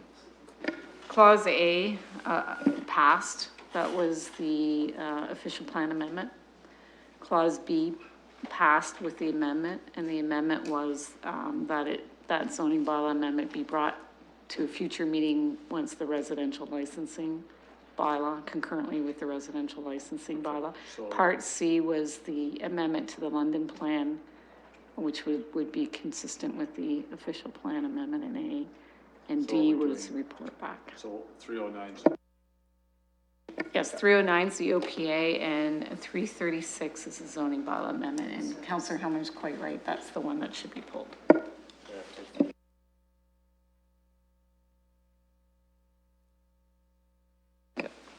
Okay, so we'll just get that, if people could just back out of that vote, we'll get the motion changed.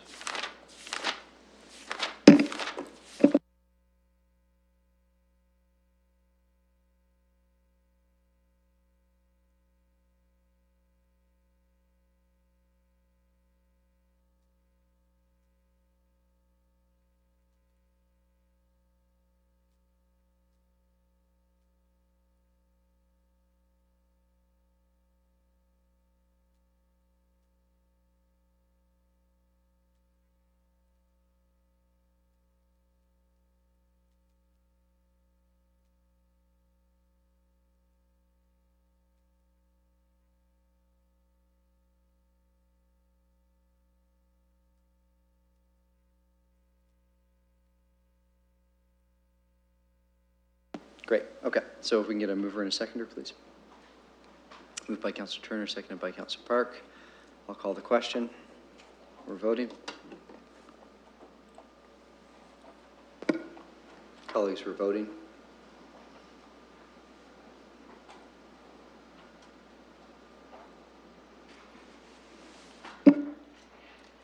Closing the vote and the motion carries 13-0. Second reading. Come up momentarily. Any debate, any discussion?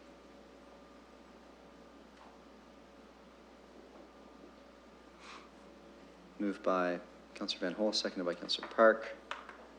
There are no speakers, so I'm going to call the question. We're voting.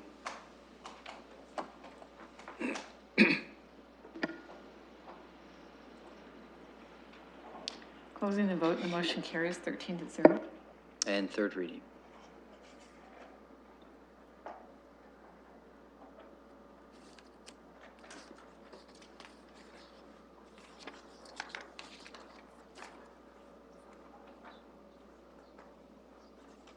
Moved by Councillor Van Hol, seconded by Councillor Park.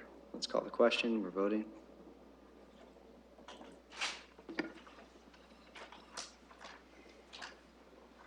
Closing the vote and the motion carries 13-0. Okay, colleagues, let's deal with Bill 308. There's a conflict declared on 308. first reading, moved by Councillor Park, seconded by Councillor Armstrong. Let's call the question. Open that vote. Voting.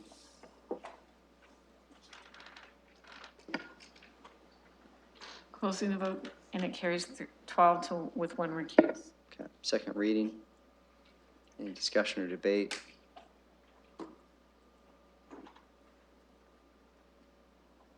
Moved by Councillor Van Holt, seconded by Councillor Deputy Mayor Hubert. There's no speakers on the list, so we'll call the question. Voting.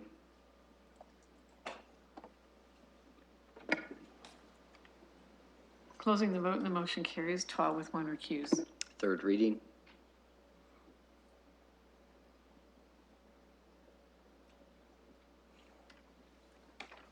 Moved by Councillor Van Holt, seconded by Councillor Usher. Let's call the question. Voting.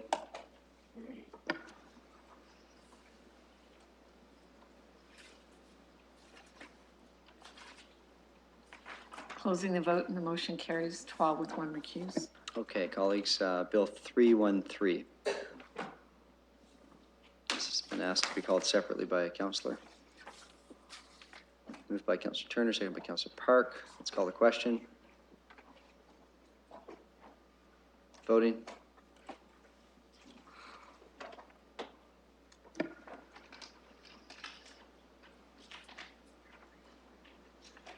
Closing the vote, and the motion carries 11 to 2. Second reading.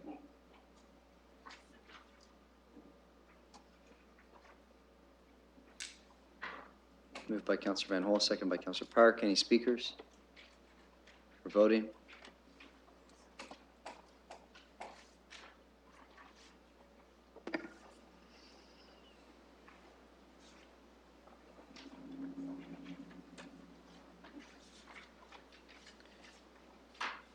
Closing the vote, and the motion carries 12 to 1. Third reading, Bill 313.